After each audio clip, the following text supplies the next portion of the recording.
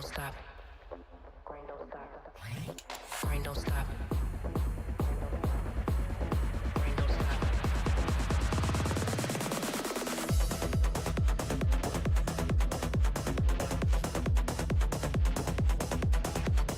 Grind don't stop.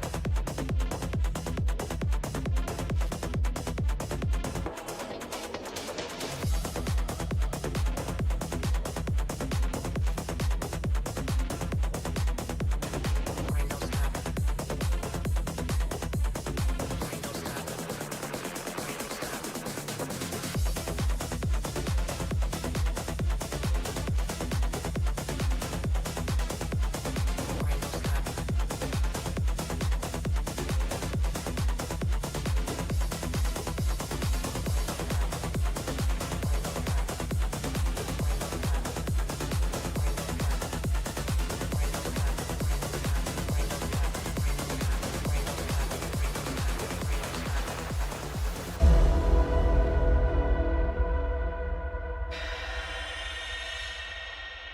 Grind don't stop.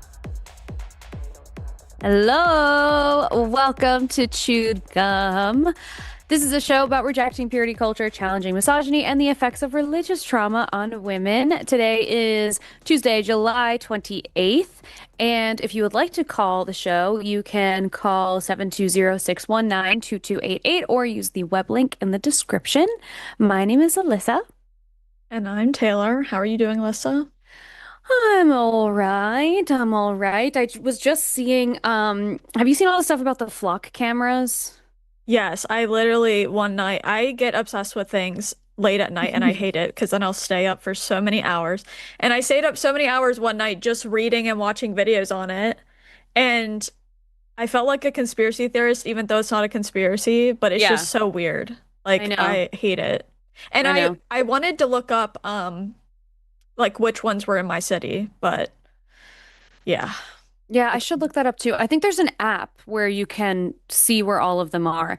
And I saw another video of a guy, he was like, I've heard that people are destroying these things. And Mm, he's like, I heard that they are going to Home Depot and they're buying exactly this chainsaw or whatever, and yeah. like goes through the whole thing. It was very funny. And then I also just saw right before we got on that people are recommending that women play Disney music because the copyright situation would make that footage I don't know. Like that's I don't know, but I don't know what you would be That's using it for. so the thing that disturbed me the most is obviously they say they put them by roads and they can use the excuse that they think they're gonna like find someone stealing a car or something. But then you see, and obviously like this is all online. I'm not gonna say I know all this stuff for sure because I still want to go out and see like ones in my actual city. But there's a fruit fly. I swear my house Oh isn't dirty, guys. no. Um, what was I saying? Oh yeah, I've seen pictures of some at like parks and stuff, like not near a road. So I'm like, uh, I don't know. It's It's disturbing. insane. It's It's really disturbing. insane. Because the reason I started going down that rabbit hole is because of that video of the cop saying to this woman at her house that he knew for a fact she stole a package and she didn't. Do you know what I'm talking about? No. Yeah, he said he saw her on a flock camera do it, but like eventually it was found out that it wasn't her, it was somebody else. But he basically said in the video, he says, you can't even like breathe fresh air without us knowing or some bullshit like What that. And I'm like, the why would you say fuck? that to somebody? That is like like if you don't want people to freak out over it, then why would you Wow. say something like that? It's just Wow. insane. Wow, that's so crazy. Um, oh, I Yeah. see in the comments it says the DOE is currently using Disney and Nickelodeon characters and shit to be like parents know best. And it's wild. Play Disney or anime openings, Japan and Disney have scary copyright lawyers. That's so crazy. And it's also the when I saw that posted, it like the caption was something along the lines of like, oh no, one of the comments was something um like women trying to protect themselves and survive and still and like needing to use the protections of a business to be able to do Yeah. that. Yeah, Like I was literally fucking just thinking crazy. that as you mentioned that. I'm like, that's crazy. It's so It's stupid. so fucking dumb.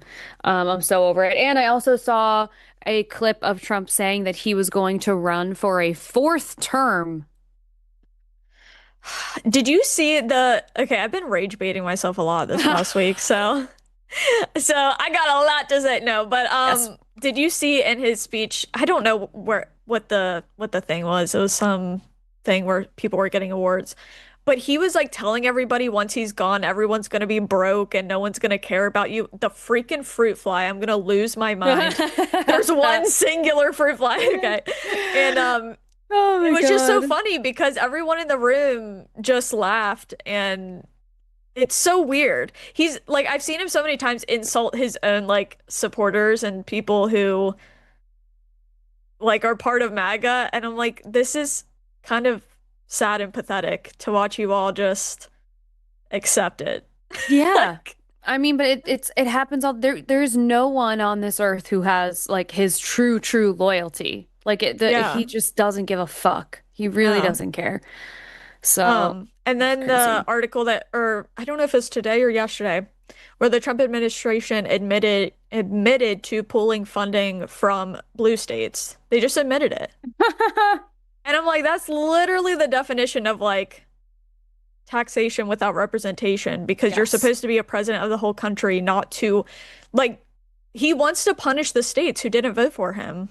And Yes. it's just so pathetic. It's all ego driven, obviously, but it's just like I get so frustrated because I feel like that stuff isn't even big news because he just does insane shit all the time. Yes. And then sometimes if you talk about it, people are like, "Oh, are you surprised? You shouldn't be surprised." I'm like, "I'm not surprised. I just don't want this shit to be normal." Right. Like I'm gonna talk about it like it's not normal because it's not fucking normal. I'm so tired of it like people pretend like it's normal. Like just because he does it all the time doesn't mean it's normal. And it's Yeah. just like actually ugh, it's so frustrating. It's so frustrating that they I they do this thing where, they push the limits time and time again, and now they're just willing to say more and more shit out loud. Like they're Hmm. willing to admit that, yeah, we're punishing blue states for not voting for Trump, and they feel comfortable saying that out loud. That is insane. So Yeah. that's like the point we're at. Yeah. It's just out in the open. Corruption out in the fucking open. Yeah. I freaking hate it, but I have been rage baiting myself, yeah, unfortunately. No more. It'd be like that. Sorry. Someone recently, oh, I had a friend who was talking to me about um like their time on the internet and he was like, I can feel that I'm addicted to my phone and that I'm addicted to Yeah. being online, but like I don't know what to do. And so he was asking me about it and I was like, you honestly ha like I will have moments exactly like what you're saying where I'm like, I know in that moment I am consciously rage baiting myself Yeah. and I And can recognize and it. it also really sucks if that is like your job. Yeah. Because me and my friend talk about this all the time, but it's so hard to disconnect the two because Hmm. sometimes you kind of lie to yourself and say, oh, well, I'm swiping to see like, what people are saying or what's going on so that Yeah. way I can make content. And it's like, yeah, it's really hard to um draw that line because Yeah. yeah, it can get really addicting. And then you like I've noticed before in the past, I've been addicted to like if I get very doomer, sometimes it gets worse and worse because I'll just keep doing it to myself. And yeah, it's rough. It's hard. It's hard. And especially when you care about what's going on and you want to try and oh my God, this fruit fly. And you want to try and um keep raising alarm bells so it doesn't feel normal, Right, you know. right, right. And Um it's funny because I also started making Pokemon content, but I know that I'm on there too much whenever my fun accounts start, I'll start like slowly but surely get like political content over there. And I'm like, no, this is my happy space. Stop. wait, So I'll click like not interested. so you have multiple accounts for different things. That's smart. Yeah, and so my algorithms are completely different, but sometimes they start bleeding into each other and it upsets me because I don't want bad vibes in my fun I accounts. yes, in your fun accounts, I love it. Um we have a few callers that are one in particular that is a theist that is waiting for us to hop on, which is exciting. Um, and let's see. Just want to make sure that I said all of the things because I don't think I did. A reminder that super chats of $5 or more we read at the end of the show. I don't know why I'm yawning because Wake up. I know, like I actually feel pretty awake, but you know when you yawn once and then your body's like, Yeah. well, well, well, and I needed to Yes. cut it out. Anyway, so super chats of $5 or more will be read at the end of the show. So if you want to send us a fun little message or something you would like to share, or you want to comment about any of the callers, you can do that in a super chat of $5 or more. And we'll read all of the shows and all that good stuff a little bit later. But do you want to take our first theist of the evening? Yes, I'm ready. Okay, okay. We are going to pull in Sean, who's calling from California. Hello, Sean. Hey, how are you? Good, how are you? Not too bad. How's your day going? Good. Well, it's going. Tuesdays are busy, so by the time I get to this point of the day, I'm like, I know that I'm going to sleep like a freaking rock later tonight. Yeah, I hear you. So what did you want to talk to us about today? Yeah, just responding to the prompt. Women do not need God. Yes. So, Uh, can you kind of explain like what you mean by that? Well, I personally believe that religion is like harmful to women, period. Christianity is Okay. harmful to women, especially the Christian Okay. God, because I believe that he is sexist. So there's that part of Okay. it. So Yeah, I would go ahead. sorry, go ahead. I was just going to say that I agree, so continue. Okay, yeah, I was just gonna say, well, number one, I think society needs God, and women benefit the most from that. Wait, So what? that's In what way? well, it allows for the I don't know how I want to word this. Because humanity is by nature patriarchal, it allows the classification of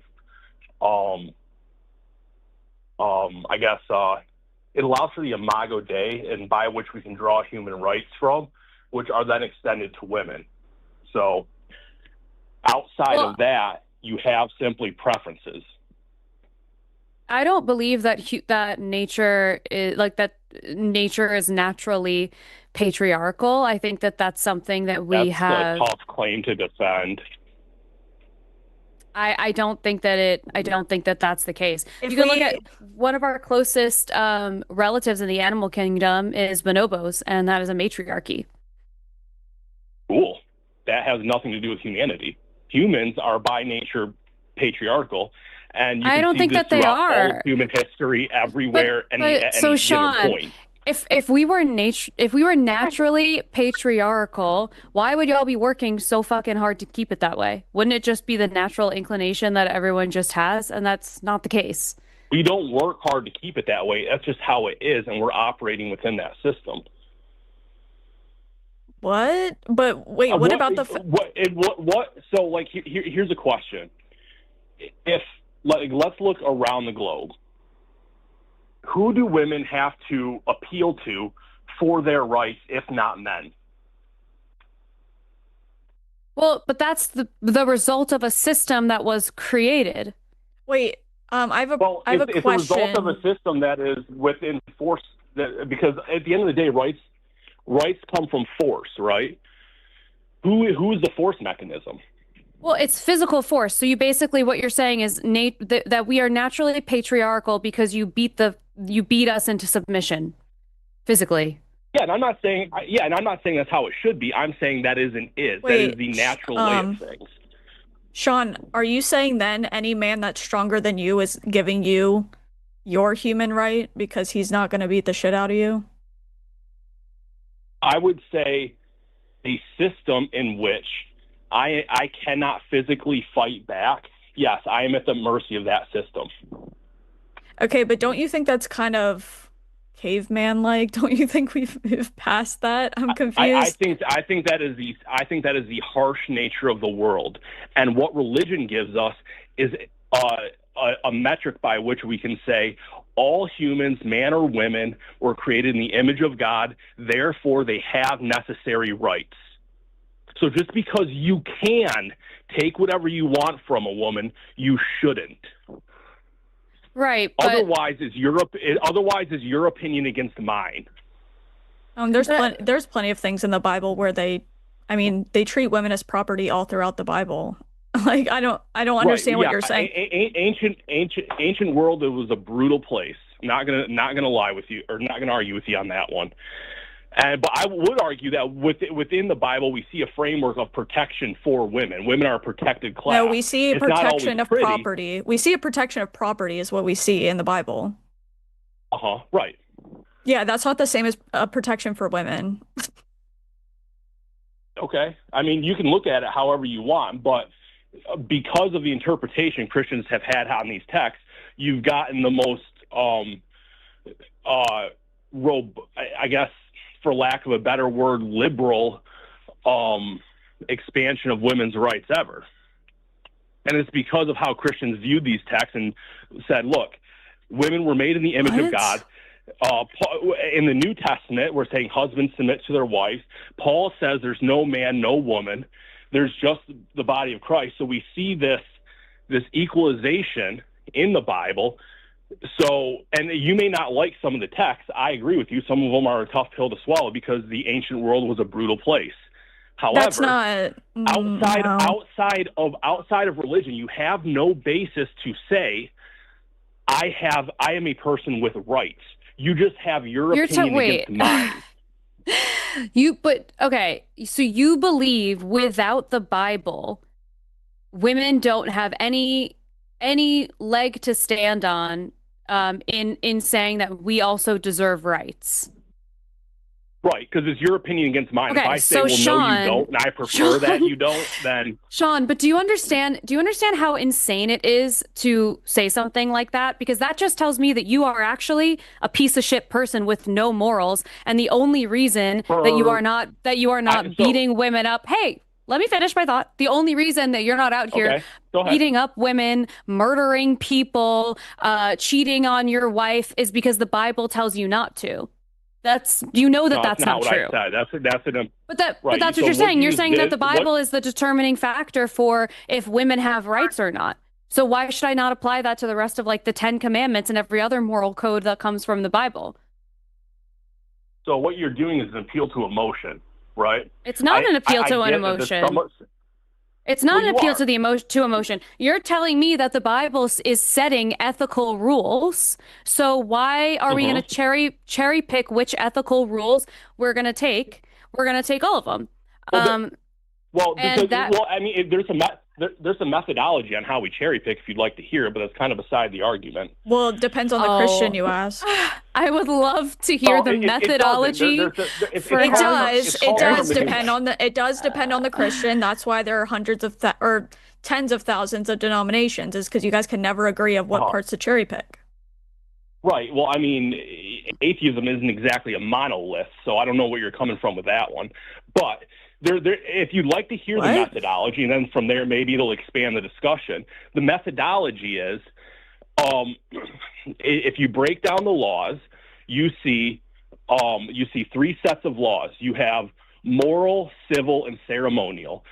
The moral laws are the laws that apply to everybody, such as God or thou shalt not kill. All right, those are the same laws that God judged other nations for. You have civil laws, which are like how to take a slave, how to plant your crops. Those were to govern Israel in the time and place that they existed. Sean. Then you have the ceremonial laws that were fulfilled in the time of Christ. So you may not like that hermeneutic, but that is a well-established hermeneutic, and it's why and how Christians cherry pick. Sean, I personally don't care what flavor of Christianity you are. That's not what I'm concerned with when it comes to this topic. And you just mentioned like one of the 10 Commandments, and within the 10 Commandments, they talk about women like they are property. So all of my points still stand. In that time and place they were. So then why are you using the Bible as a way to determine that women have rights? If you're telling me in the Bible, you're telling me in the Bible that they don't. So what are you talking about? So, I mean, we can if you'd like, we can take the Bible out of this. We can just say God. You need an imago Dei to establish human value. Otherwise, why? I mean, because we're all dust floating around on this universe, and that's all going to die a heat death soon anyway, right? So why should I care about your human values outside of the imago Dei, other than you prefer that I do? What is an Because There's an imago argument Dei? that if there's imago Dei is image of God. So I can if there's answer an that argument question. that You couldn't doesn't just say either that? I can answer that presuppose question. human value. Yeah, I know you can't. That's why I'm saying this is why women need Can. God. She said I she said I can. can. There is no argument. She said she can There is answer no that argument. question. There Okay, is an and- argument, let's hear it. Sean. That there is an argument. One of the biggest arguments is that for us to survive as a species, we had to learn we had a better chance of survival if we lived together. To be able to live together in That's an peace, is, you not need an ought. rules and law. I didn't That's an say is, that. not an Did I ought. say that? Did I say that's an ought? I said that's how we have evolved. Where are you getting Right, and that? I asked why we should. Should presupposes an ought, right? You don't have to. So You can. you're not You answering. don't have to, Sean. You don't have to. I'm not saying you have to, but if you don't, you're going to end up in Okay. jail, or you have to go live in isolation, Okay. which makes it really hard to survive. So I'm just saying why Right, most so people do. You don't have to do that. Okay, well, to answer your question, this is why women need God, because otherwise you're left with these kind of arguments where, well, you don't have to. I just prefer you don't hurt me.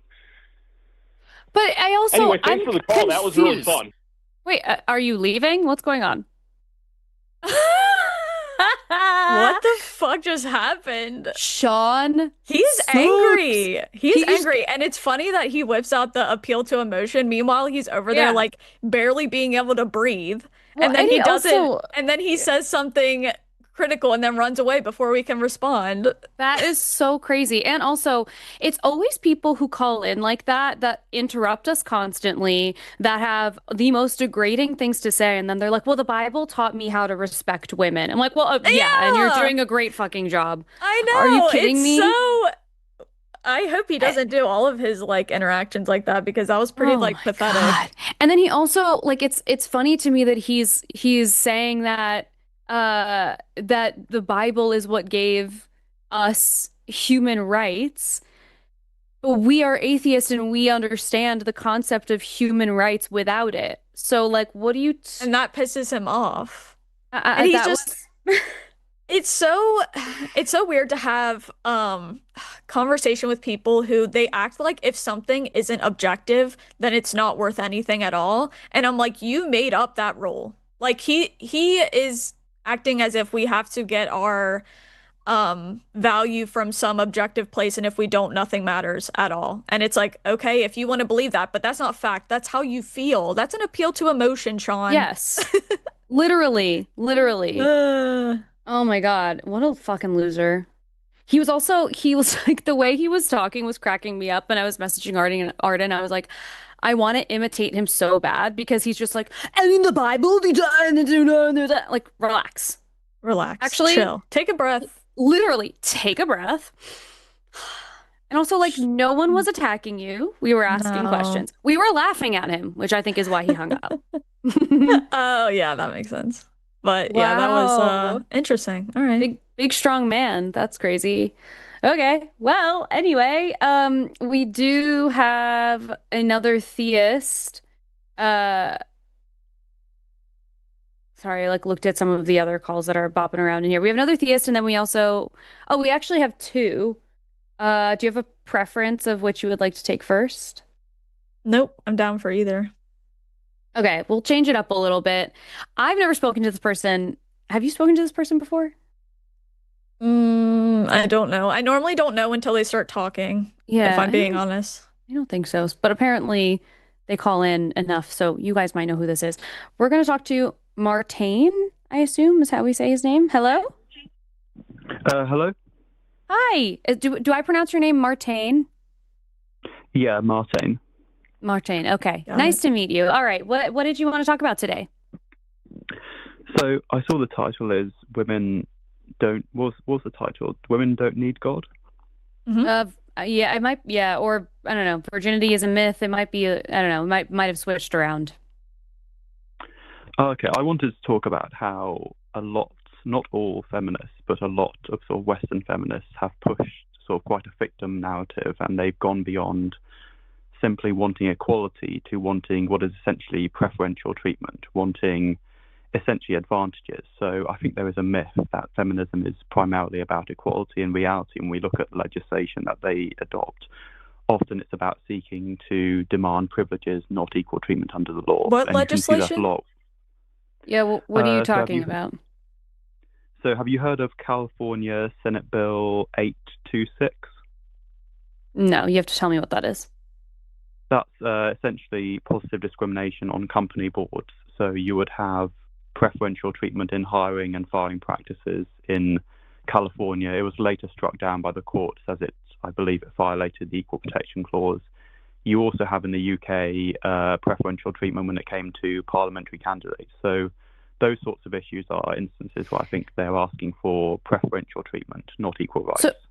So I think when it comes to environments like this, it's important to also recognize that it is valuable to have the input from all different kinds of people in places like government and also in businesses as well. And the reason why those things have to be pen needs to be put to paper for things like that is because very often women are hired less frequently for important roles, especially leadership roles, which makes no sense because there has been research to show that women have better leadership skills than men on average. So we still are in sort of like this phase where we have to be convincing people that we are capable of doing a job. So I think that if those are your only examples of that being the case, I think that that is sort of silly. I mean, here we have, we have different states that will determine whether we can have safe pregnancies. We have the rate of even just domestic violence in the United States for women is crazy. The rate of deaths in pregnancy for a first world country is insane. Even like the research, the scientific research that we do for women's health is absolutely pitiful. Like there is, I think it's 10 times more research on male pattern baldness than there is on both endometriosis and PCOS. And those are conditions that greatly affect a woman's day-to-day life, and they're extremely painful. So, it's like if you want to go tit for tat with stuff like that, we can, but I think it's not really, I think it's Right. not worth doing. And Because your sorry, go ahead. No, I was just gonna say, and your only example was a piece of legislation that got shot down. No, I could also cite the parliamentary candidate lists here in the UK where I'm from. But you mentioned that there was research showing women were better leaders. Which research are you Yes. referring to? I would have to find it for you. I don't know, but you can find that yourself. There is evidence to support that women have on average better leadership skills. And I also think when you consider it this way, I do think it's funny that when we are young, women are put into this sort of role of being more mature, and we see that in oh, he's bullying you because he likes you. Don't worry, he likes you. Just let it go. It's totally fine. It's like all of these little pieces of information, these little messages that we get as young girls. It's even like in classrooms, young girls are typically the ones that are viewed as being like more organized and whatever, these types of things. And boys are allowed to have like a little more time to mature. And and we also actually do factually mature a little bit earlier as well. And then we get to be young adults, and then we're told that we are incapable of doing things. And I would like to know when that shift happens, when we're capable, and carry the load, and then all of a sudden we're not capable anymore.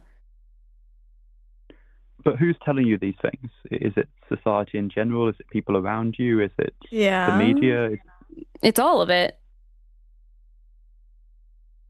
It's I all mean, of it's it. hard to it's hard to quantify these things. If you look at the education system in both the US and the UK, you actually find girls on average go to university more. So whatever is happening in the university Yes. system and the education system, it doesn't seem to be adversely impacting That's women. recent. Sure. That's recent. That is very recent. And at least here in the US, it's like 51% women and 49% men.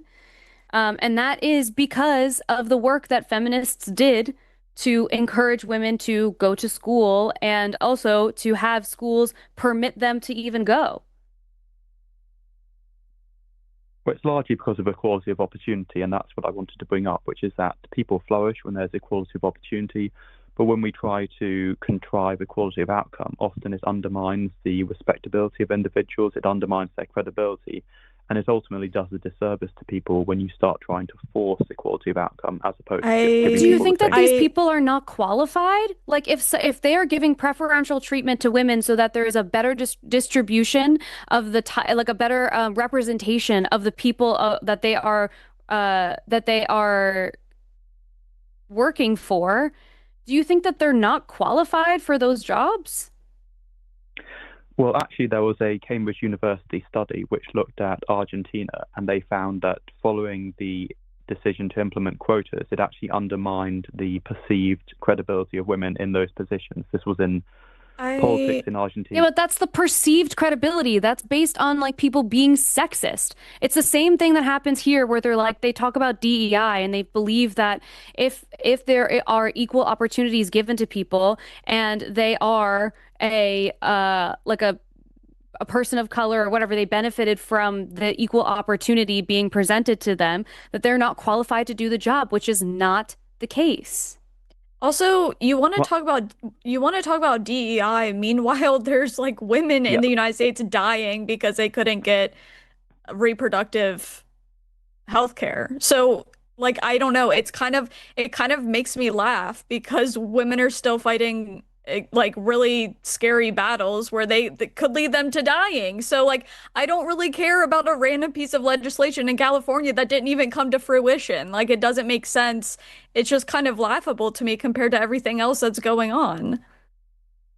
well, you bring up DEI. I think this is a point that Clarence Thomas actually made, which is that when you have DEI, which basically stands for didn't earn it, you essentially have people That's not what who DEI may not. means. That's not what No, no, DEI that was means. that was just banter. But Wait, so if you look at the date, I have a question. Are you a white man? I would say that I'm a man. My skin color, skin color exists on a spectrum. I'm sort of white, you could say. Okay. So what I think is interesting is the people who have these conversations with us are people who feel personally threatened. And I think that it's kind of funny because if you are in a situation where you feel like your livelihood is threatened by other people having opportunities presented to them, then maybe you should just get better at whatever the skill is. And then in that vein, then it sort of is like, wow, this is great. We're probably going to push a lot of people to work way harder and make a lot more progress. But I Also, also don't like give a shit that in work environments women get favored. It's like I don't really care that much. Like women get killed by their partner in this country all the fucking time. Can All I? the time. Yeah. We get like we Okay. don't get we get horrible treatment in healthcare. We have to pay for items like menstrual products that we have to use every single month. We don't have a choice. And like I don't understand. Like I don't really care that in a work environment they get they might potentially get a little bit of preferential treatment, which I also, by the way, don't believe that they do. Because when we're talking about this, it's like if we want to talk about men versus women, it's like you want to talk about the workplace. I'm talking about women's lives. I'm talking about whether they Okay. live or die at the end of the day. And you're talking about if they get preferential treatment in the fucking office, who cares? and I also want to mention that Okay. almost every single person I talk to about DEI doesn't understand that you have to go through the same training and pass these same tests to get the job. So this idea, let's say like Charlie Kirk, when he said, "Oh, if I see a black pilot, I'm not sure if he's qualified." that pilot had to pass all of the same trainings and tests the same as anybody else. So every single person I've talked to that brings this up typically does not know what they're talking about. That's why they say they didn't earn it. Well, let me cite someone who absolutely does know what he's talking about. Have you heard of someone called Kenny Xu in America? No. He's an Asian American author. He wrote a really great book called An Inconvenient Minority, which looks at the Ivy League affirmative action programs, which were basically DEI, essentially preferential treatment. He's written a book called An Inconvenient Minority, which looks at how Asians were discriminated against, and to a lesser degree, white candidates. And contrary to what has just been said, the data actually shows very clearly that the grades you needed to get into Harvard were higher for Hispanics than blacks, higher for whites than Hispanics, and higher for Asians than whites. So actually the data shows very clearly that there was a racially discriminatory system in Ivy League admissions, and you can see that from all the literature, and it went all the way up to the Supreme Court. You know, the Supreme Court had to adjudicate on whether or not you could consider race, and so to me, it's actually very clear that DEI does give positive discrimination. It doesn't just give equal opportunities. Do you think there's more positives when it comes to that kind of things or negatives? Like, let's say in the United States, do you think someone of color has to deal with more of those positive things that are apparently out there or negative? I think it depends. As I've explained, Asians have to deal with a lot of discrimination prior to the Harvard versus Students for Fair Admissions ruling. But certainly preferential treatment, I think, should be abolished. I think we should just have a completely colorblind system. And can I ask why you would give a fuck about this when like people in our country are being killed on the street for looking Hispanic? Okay, if we want to discuss homicide statistics, because it was brought up about 5 minutes ago. No. I'm wondering why, like, it blows my mind that people are so focused on DEI when we have insane things happening. It feels like people, more conservative people or people within MAGA are just constantly pushing dumb culture war stuff that they don't even know why they give a fuck about. And I don't know why you would give a fuck about this considering how much shit is going on right now. Like to me, it just feels like a joke. In terms of why I care about race equality. So say, for example, we had a system and this is what you choose to focus on? Let me just finish quickly. Let's say we have a system where blacks have to sit at the back of the bus, and I say, who cares? Who gives an F about it? Because ultimately, people die every day. Why should I care if you sit at the back of the bus? It's not a big issue. You still sit on the bus. Well, why does it matter to you? Why do you care so much if they have to sit at the back of the bus? The reason it pisses me off is because people use this topic to be racist to people.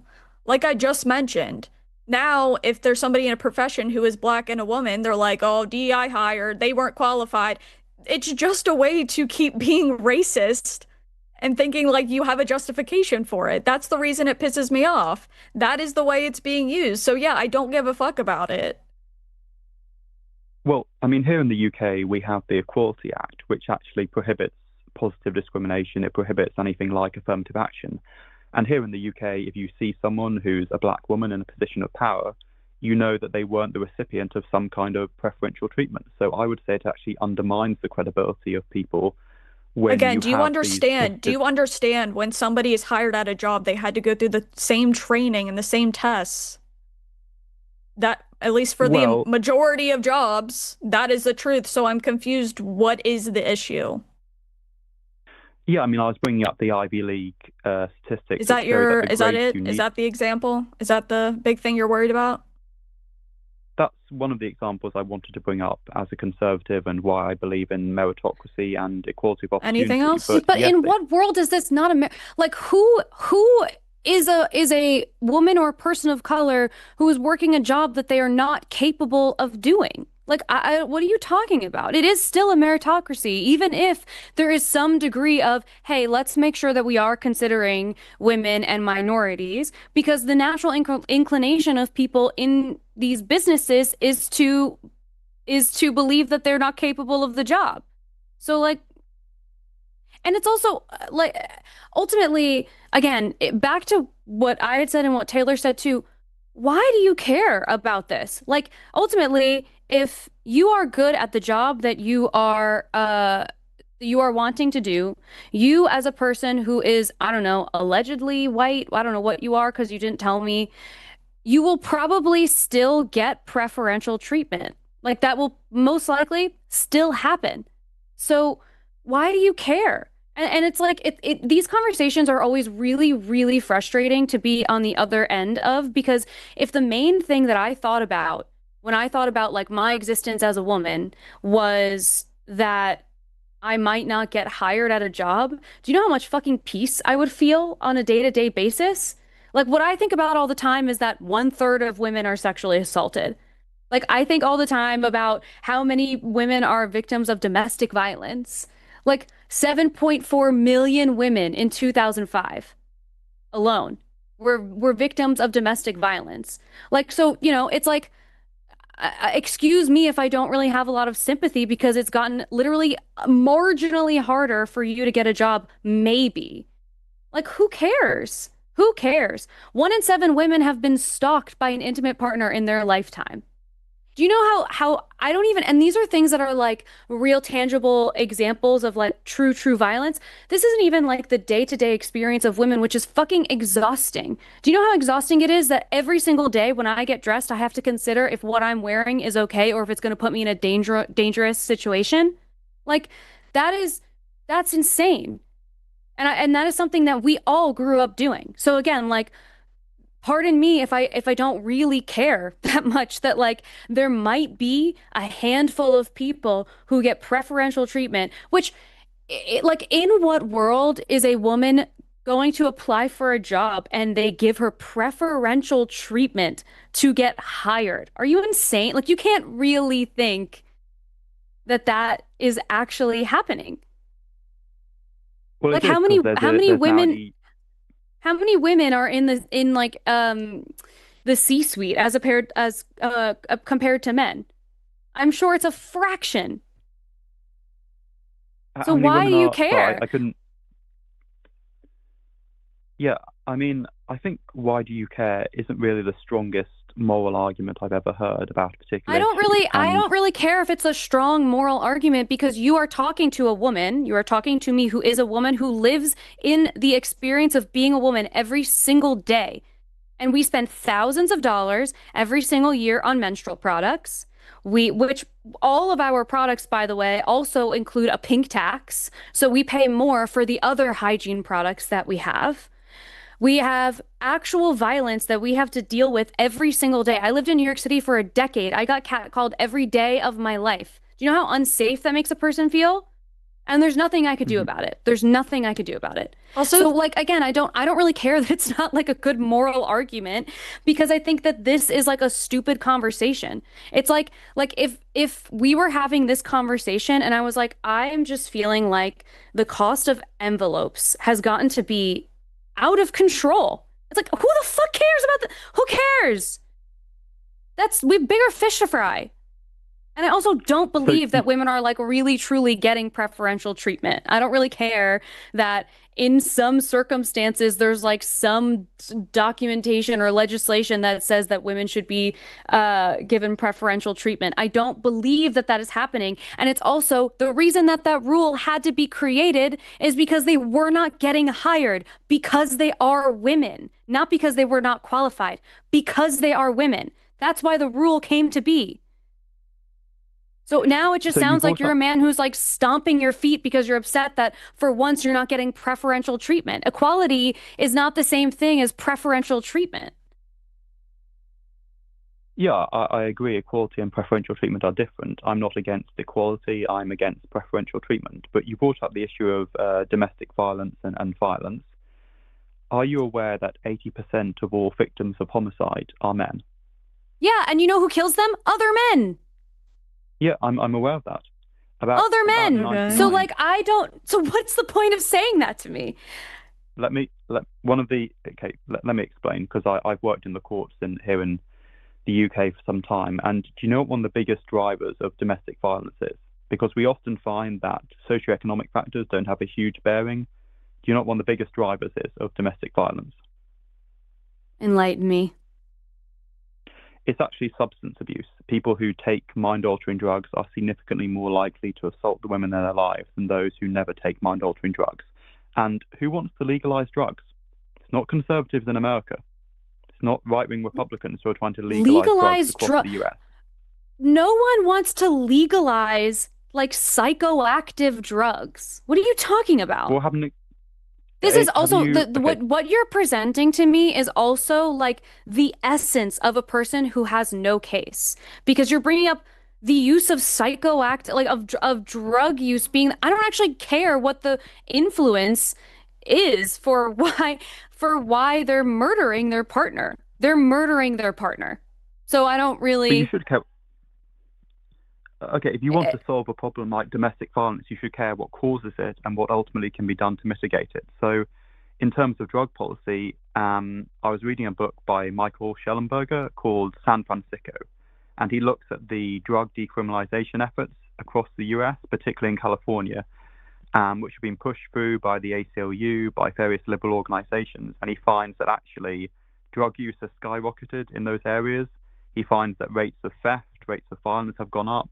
And overall, it's been a disastrous policy. So in terms of looking at combating domestic violence, one of the best things we could do is to bring in significant controls on drug use, potentially also bring in controls on those who have a history of alcoholism, accessing alcohol. There are lots of things we could do, but sure, if that's what you want to do, fine.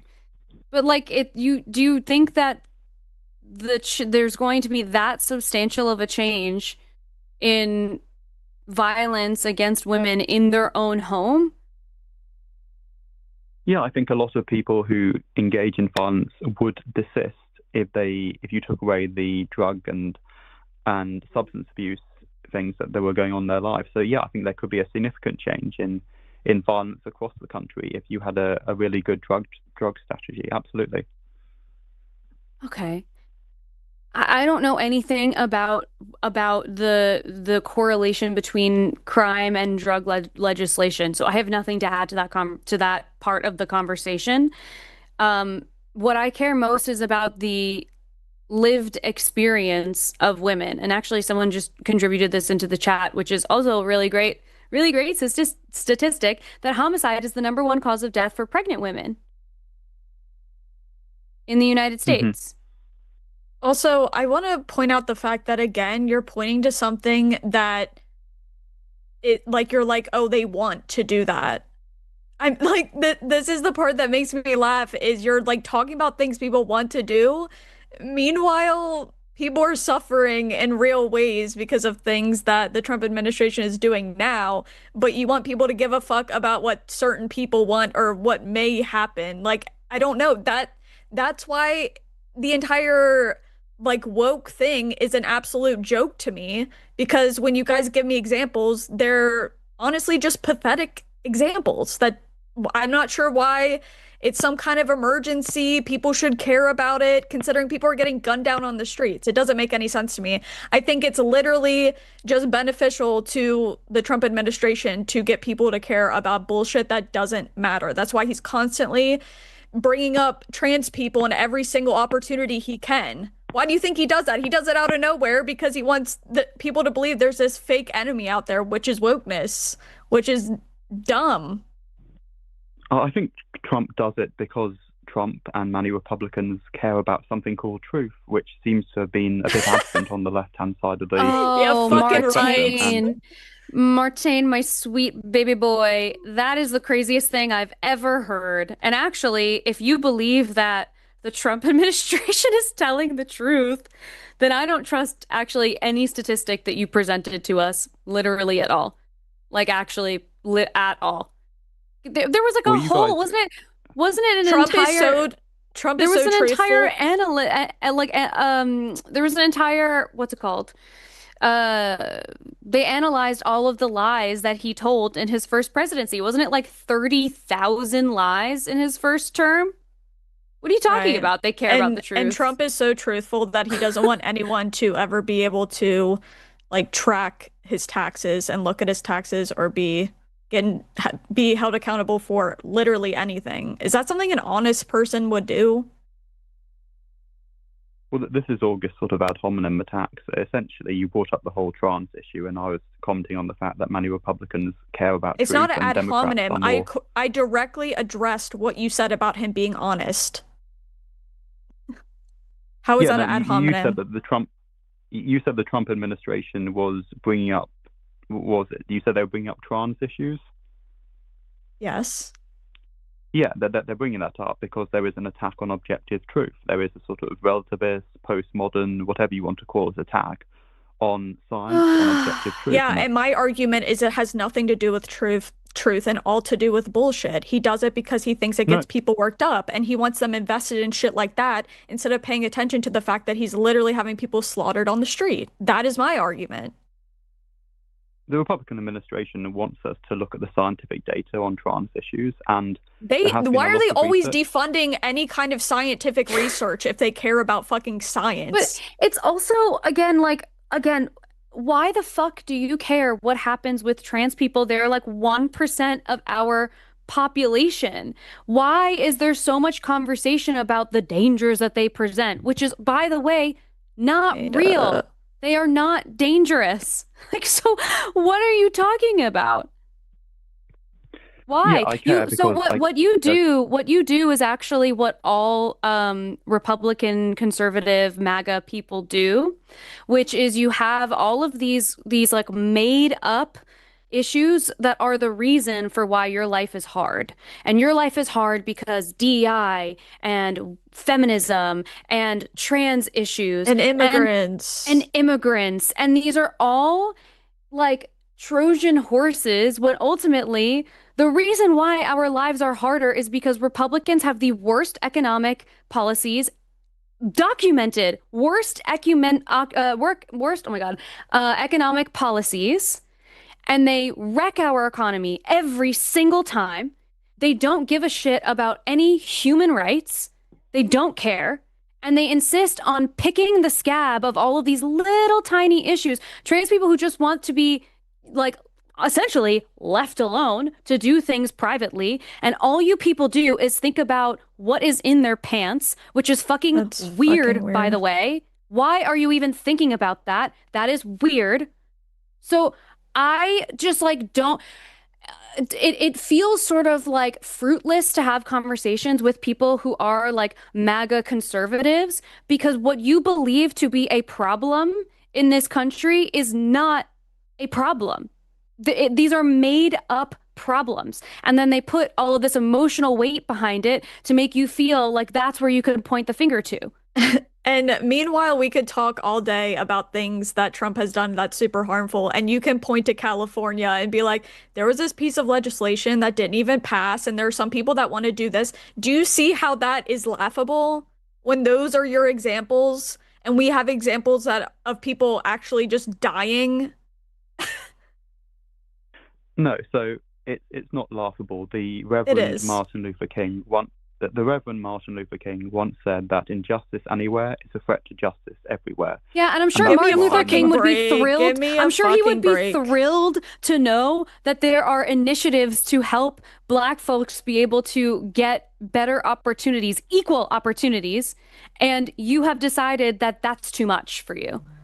Because God forbid you have to compete. You have to compete now with also minorities and women to get jobs. You also are a lawyer. Like you're not competing with these people for jobs. Like you have your own little fucking thing. You're a lawyer. Who cares? Also, this great injustice you're talking about is at some Ivy League school, which I don't even know is true. That's your example. You don't think that's ridiculous? No, I can give sort of discussion of the far-reaching consequences, and that's what Kenny Xu does in his book, which I cited earlier. He sort of looks at the university system, but then he also goes broader. He looks at corporate America. He looks at businesses up and down the land, and so he does actually show quite clearly that it isn't just something that's confined to university admissions. It can affect employment opportunities. And what I like it can, it could, it maybe will. Like, it's ridiculous. It's ridiculous. You can't point to real world things happening. Meanwhile, we could point to 1,000. That's why it's a joke. That is why your argument is an absolute joke and should never be taken seriously, because you're chasing an invisible boogeyman, which is wokeness, and it's pathetic. Like ultimately, and it's always this group of people that wants like to have the conversation about, men used to be men and whatever. And it's like, okay, if you really feel that way, grow up. Grow up. I like, what do you mean? This is such a ridiculous non-issue. It just is. And like I would strongly encourage you to take a look elsewhere at what might be contributing to what makes your life hard. Like, sorry, I want to just ask, are you perceiving your life to be difficult right now? Not particularly, no. Not here in the Okay, UK. so then what the fuck are we talking about?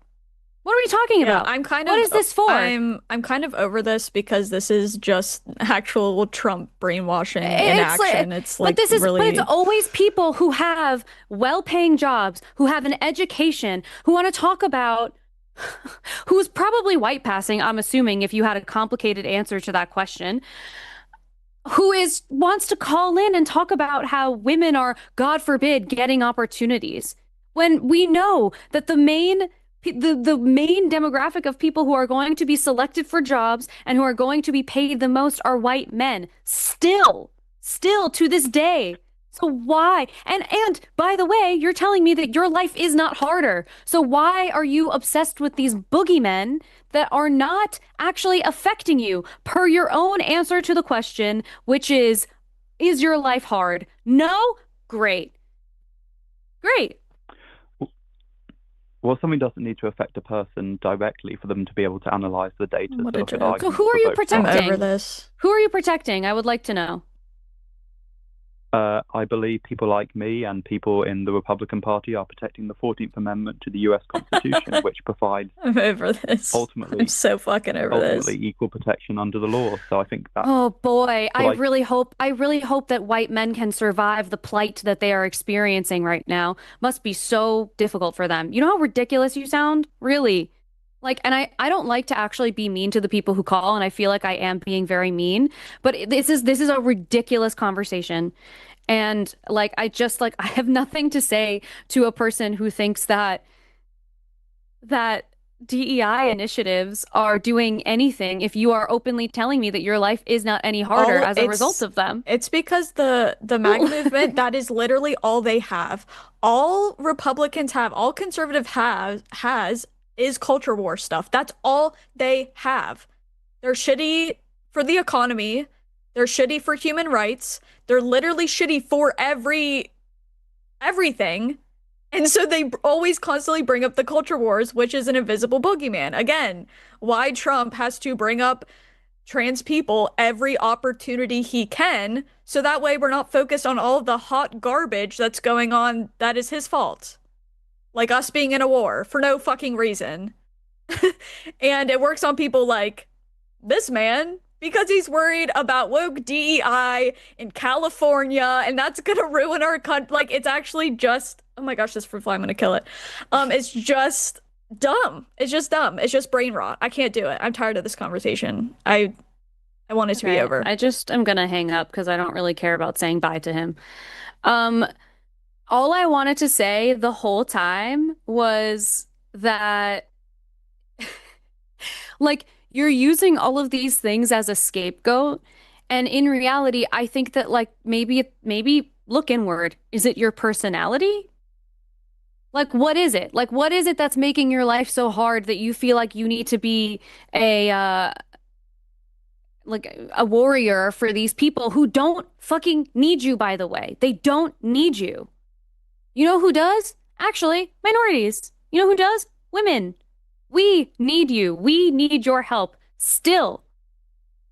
This is, again, I just think this is the only way their movement is going to keep going, is to make up these boogeymen to like these hypothetical problems, because what else do they have? Like, genuinely, what else do they have? Nothing. All they have is fake rage to sell other people. It's stupid. Oh my God. It's just so literally fake rage. And again, like anytime people bring up trans people, I always am like, why are you thinking about other people's genitals, you fucking freak show? It's gross. What is wrong with you? Honestly. Like, genuinely, you're a pervert. What is wrong with you? Stop thinking about other people's genitals, you freak. They have nothing better to do. My God. Anyway, um, that was so annoying. That was so annoying. Yeah, that was bad. Okay, well, thank you all for sticking with us through that one because wow, he's annoying. And I don't believe that we've spoken to him before, so that was our first experience with him, and he is such a pain in the ass.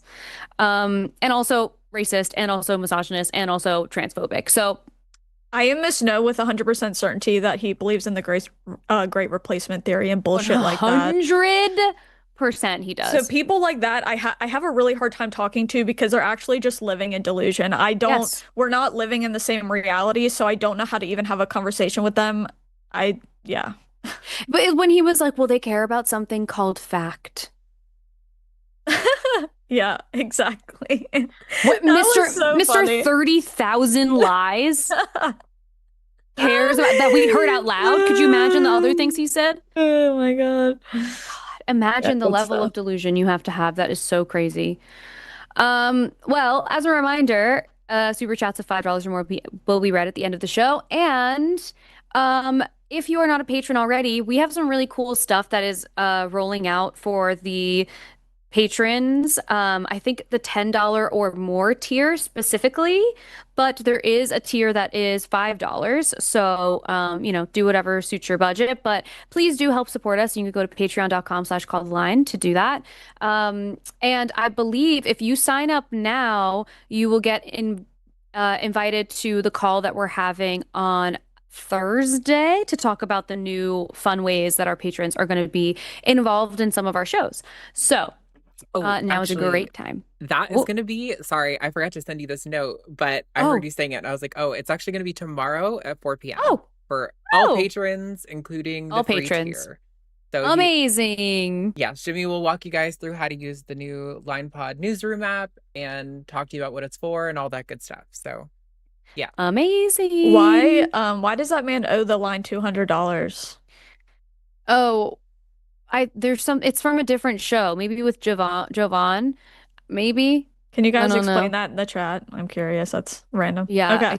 Explain it in the chat, and I'm gonna pull up our schedule for the next week so that I can let you know what's happening. Okay, so today is the 28th, tomorrow is the 29th. The hang up at 6 p.m. with Matt. Always. And on Thursday, there is TACIS at 2 p.m. with Josie and Riverboat Jack. At 5 p.m., Calling It Now with Luxander and Forrest. Ooh, that'll be fun. And then 8 p.m., The Line has a podcast with Jovan and Jimmy. I will be driving back to California that day, so I will not be on. And where's the rest of I guess that's all that's in here right now, which is weird. So tune into those shows, then you'll hear about the rest of them because it just says no shows for the rest of the week, which is not true. But you guys know it's our mostly our regular schedule. So tune in like you do every week. And I think that's all of my announcements and things. Do you have a preference of the next call you would like to take? Probably just 3. Okay. I don't know. Okay, I'm gonna pull in James, who is a theist calling from Connecticut. Hello, James. Hello. How you doing? Good. How are you? I'm living large. I'm eating some coconut covered almonds from Trader Joe's, having a decent night. Ooh, nice. Yum. Where in Connecticut are you, if you don't mind me asking, generally? I don't mind at all. Oh my goodness gracious, no worries. I live on the shoreline of Connecticut in a small little town called Old Saybrook. Whoa. Okay, Nice. I ask because where my parents live is close to like the not quite Greenwich. Greenwich is like a little further away, but we're like on the line of Connecticut. So I was going to say, if you were close, I was going to go out my window and yell James really loud and see if you could hear it. But I can hear you. Anyway. Greenwich is the upper rich part of the state. I Oh don't my quite God. live there. I live in the lower rich part of the state. Oh, I love it. I love it. Yeah, Greenwich is bougie. Anyways, what did you want to talk to us about today? I don't know. So, well, first off, I just want to say, before we talk about anything, I would love to say that I want to show you both nothing but respect, love, admiration, compassion, and I'm going to do my best to not get heated and interrupt y'all. And I hope that we can do that mutually together. Okay, right. I love that plan. Amen, amen. But yeah, so I don't know, any of the three topics that you got plopping around there on the screen that have to do with God, like the God's ego is embarrassing, or like religion is hurtful to women, or like the women don't need religion. Any of those three intrigue me very much as somebody whose life was changed by Jesus 7 years ago very drastically. Okay. What do you have to say about which one is speaking to you? Well, which one do you feel most passionate about?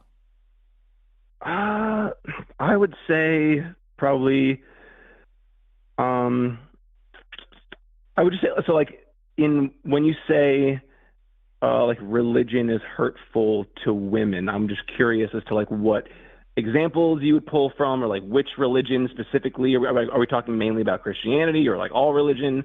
Yeah, like that one kind of pops out initially. When it comes to like real world harms, it's just used as a tool of oppression. And typically when I'm talking about religion, I'm talking about the Abrahamic religions because those are the most popular religions and they are oppressive to women. So, yeah. Okay. Do you have like examples of how, like, I guess we'll just stick with the Christian wheelhouse since I'm a Christian, but do you have examples of how Christianity is kind of used as a cudgel against women specifically? Yeah. Especially like in current day with how politics and stuff is going. The only reason that Roe versus Wade was overturned was due to religious people. That is literally the only thing that got that overturned.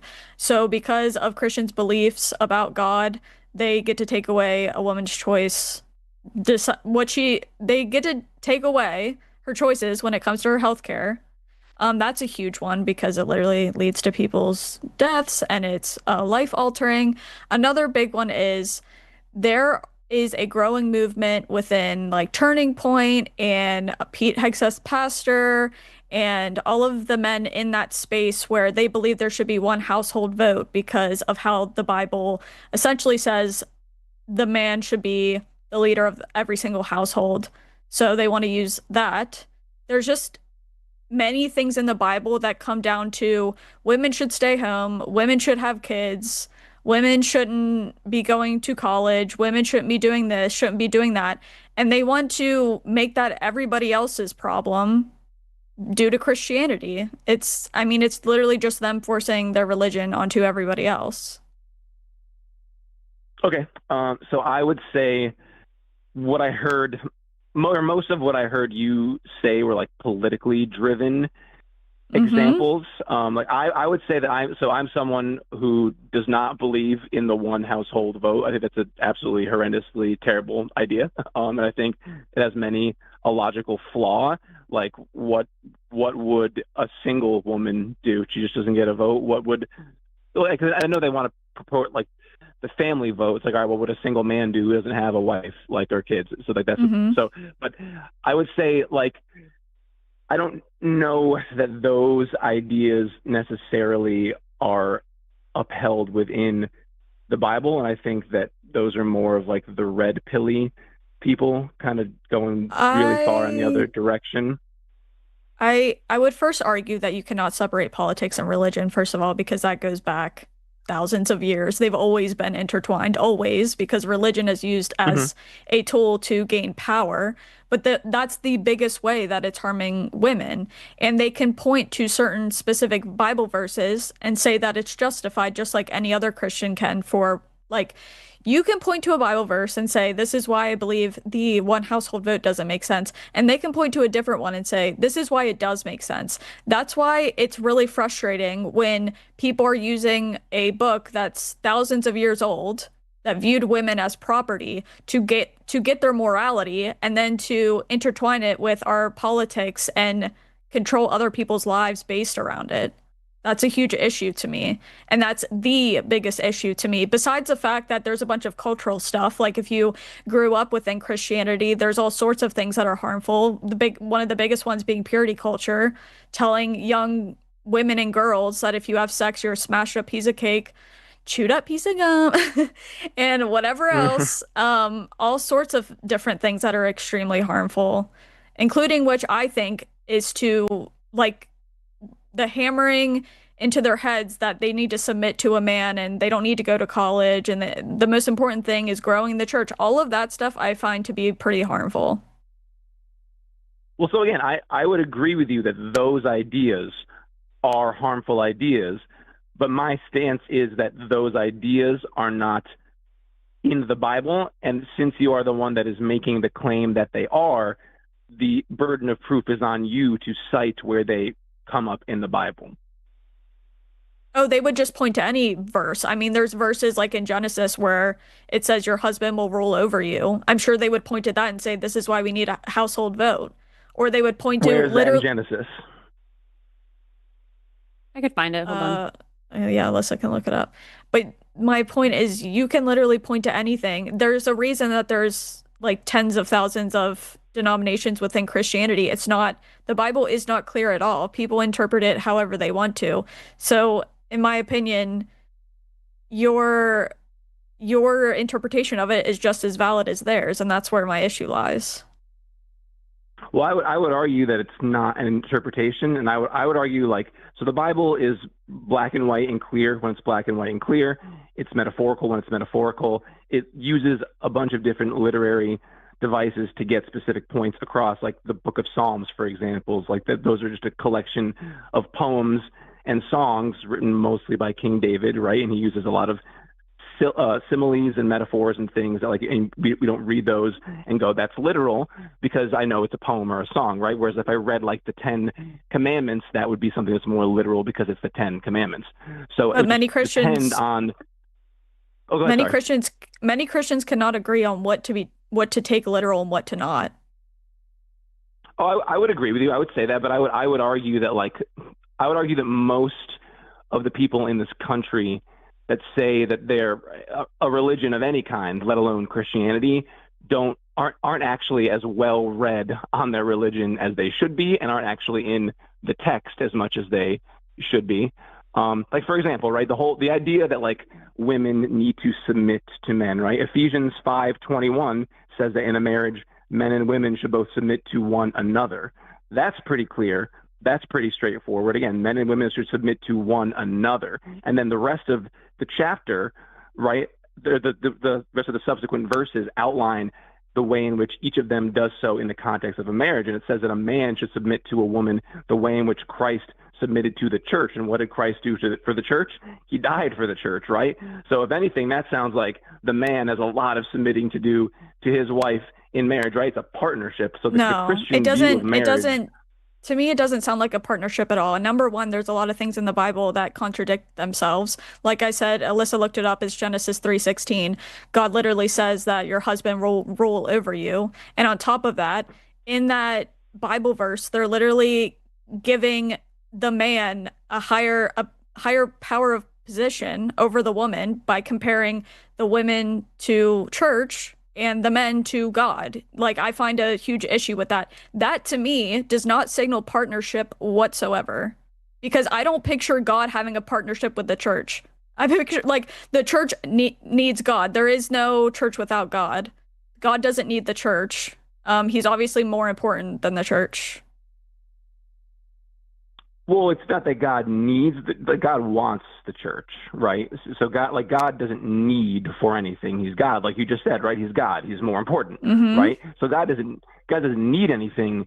He wants it, which is so incredible that the infinitely powerful God of the universe which is more important? Little itty bitty old me. Which is more important, and which one gets to decide everything? Is it the church or is it God? Well, in which context? Or just mean in any general? context, yeah. Yeah, I mean, yeah. So like, obviously, God is the creator of the universe. So yeah, God has Right. the say of what goes within the Right. universe. Right. So comparing men to God and then women to the church is not describing an equal partnership at all. Well, no, but again, I think we have to go through the full context of Ephesians 5 to understand what's being said. Again, like in the verse or in the part of the chapter where it's talking about the context of marriage, it is not this oppressive, like the man is the god over the woman and she's under his thumb. Again, like it says, treat the wife as Christ did the church. And Christ, again, died for the church. So, again, when I hear that, I go, okay, I got to freaking trip over myself every 2 seconds to make sure that I am putting my wife's needs over my own. Because like you said, right, like God's That's a different more important topic than entirely. The church. That's a different topic Well, but entirely. that's what we were talking about. No, I'm talking about power dynamics. You're like, I see Christian men do this like a lot, where basically they are defending they're defending the sexism, or they're defending giving men more power or more whatever leadership over women by saying, oh, well, we have to protect you. Oh, we have to sacrifice a lot too. That doesn't change the fact that God is giving men power over women. That doesn't change anything. Well, again, where is this? Again, Galatians 3:28 says that men and women are equals.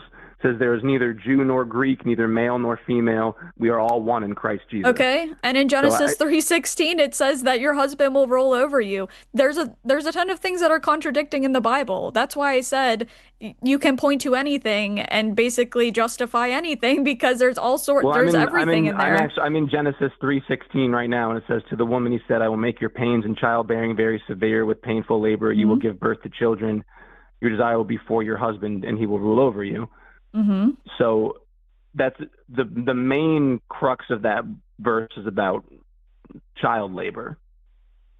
Yeah, which was also the pain of child labor was also a punishment. Well, yes, but in the context of the fact that both Adam and Eve fell away and sinned. What does that change about the husband ruling over the woman, though? What does that change? Well, again, the husband, in that specific context, it does not say that the husband is going to rule over the woman in the sense that she is under his thumb and she's his slave, and everything that he does, she has to. I've had this conversation with other Christians. Oh, so it's soft. Like, oh my God. Soft sexism. It's like not hard sexism. It's soft sexism. So it's like he's not going to rule like in a bad way. Are you granting me, for the sake of this conversation, that like God is the creator of the universe, again, within the framework of this argument, that God is the creator of the universe, that the Christian God is the creator of the universe, that the Bible is true, and that we're trying to parse through what's being said in the Bible? Oh, okay. Okay. But one of my biggest points is this is why we shouldn't use the Bible as a means to our morality or to create laws, is because of this shit right here that we're talking about. Like, why should we have to like debate over a book that's thousands of years old to pass laws to discriminate against people? It's ridiculous. The question is that, like, okay, like we're saying what y'all's claim was like, okay, the Bible is oppressive towards women. And I'm like, all right, so let's look through the Bible and see if we can find where it's oppressive towards women. And then you brought me to Genesis 3:16. So again, like if we're going to grant within the framework of this discussion that all of this is true, because we have to grant that if we're going to argue about it, like there is a hierarchy, right? God, if God is in fact the creator of all things, would you not grant that what God says about things would objectively be how they should go? Yes or no? Right. And it would be sexism still, though. Okay, but so you've on one hand granted that God is the creator of all things and what he says goes, but then in the same breath you criticized it. Right, because it's still the logical disconnect there. there is no logical disconnect. It's still by definition sexism. It doesn't matter if that's how he wants it to be. That just means he wants it to be sexist. Well, no, I guess, but my ask was, if God is the creator of everything, everything he says goes, and therefore it would be right and true, correct? Yeah, so you're just arguing that there is supposed to be sexism. No. Again, like I said, if God created everything, his standard would be what's right and true. Therefore, criticism of it, the criticism would be incorrect. Correct? James, so then the definition wouldn't be the definition anymore, because that's the only way you can get there, is by if you're ignoring what sexism means. So if you really have to stretch that far, I guess, but it doesn't make any sense. I am still maintaining that sexism is wrong within this. I'm just trying to show you how this is not sexist. But it is, because it's having a much harsher punishment for a woman, and also granting the man ownership over her. And so that is sexist. It's an unequal power imbalance that's being created. So it doesn't really matter if it's like Hitler believed everything that he was saying was true, and he still is one of the most atrocious people who's ever lived. By the way, a Christian. Also, do you recognize that it sounds like a cop-out to be like, you describe this thing that is inherently sexist when you give power to one gender over the other, but then you say, oh, because God does it, it's actually not a negative thing anymore, and actually that word doesn't mean what it means anymore. That, to me, is a cop-out. That doesn't make any sense.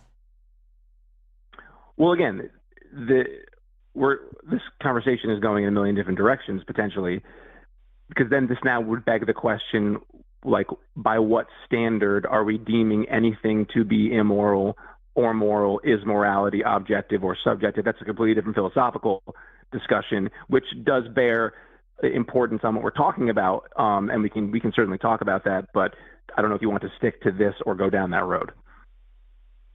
Yeah, because I'm not talking about the morality or if it's moral or immoral, that God is sexist, but he just is by definition of the word. Well, but I would take it that your position is that sexism is immoral, and therefore that's why it's wrong that God is sexist. Well, yeah. Okay, so then that would then beg the question: by what standard is anything immoral or moral? No. You don't get to take that there. Do you believe that sexism is not immoral?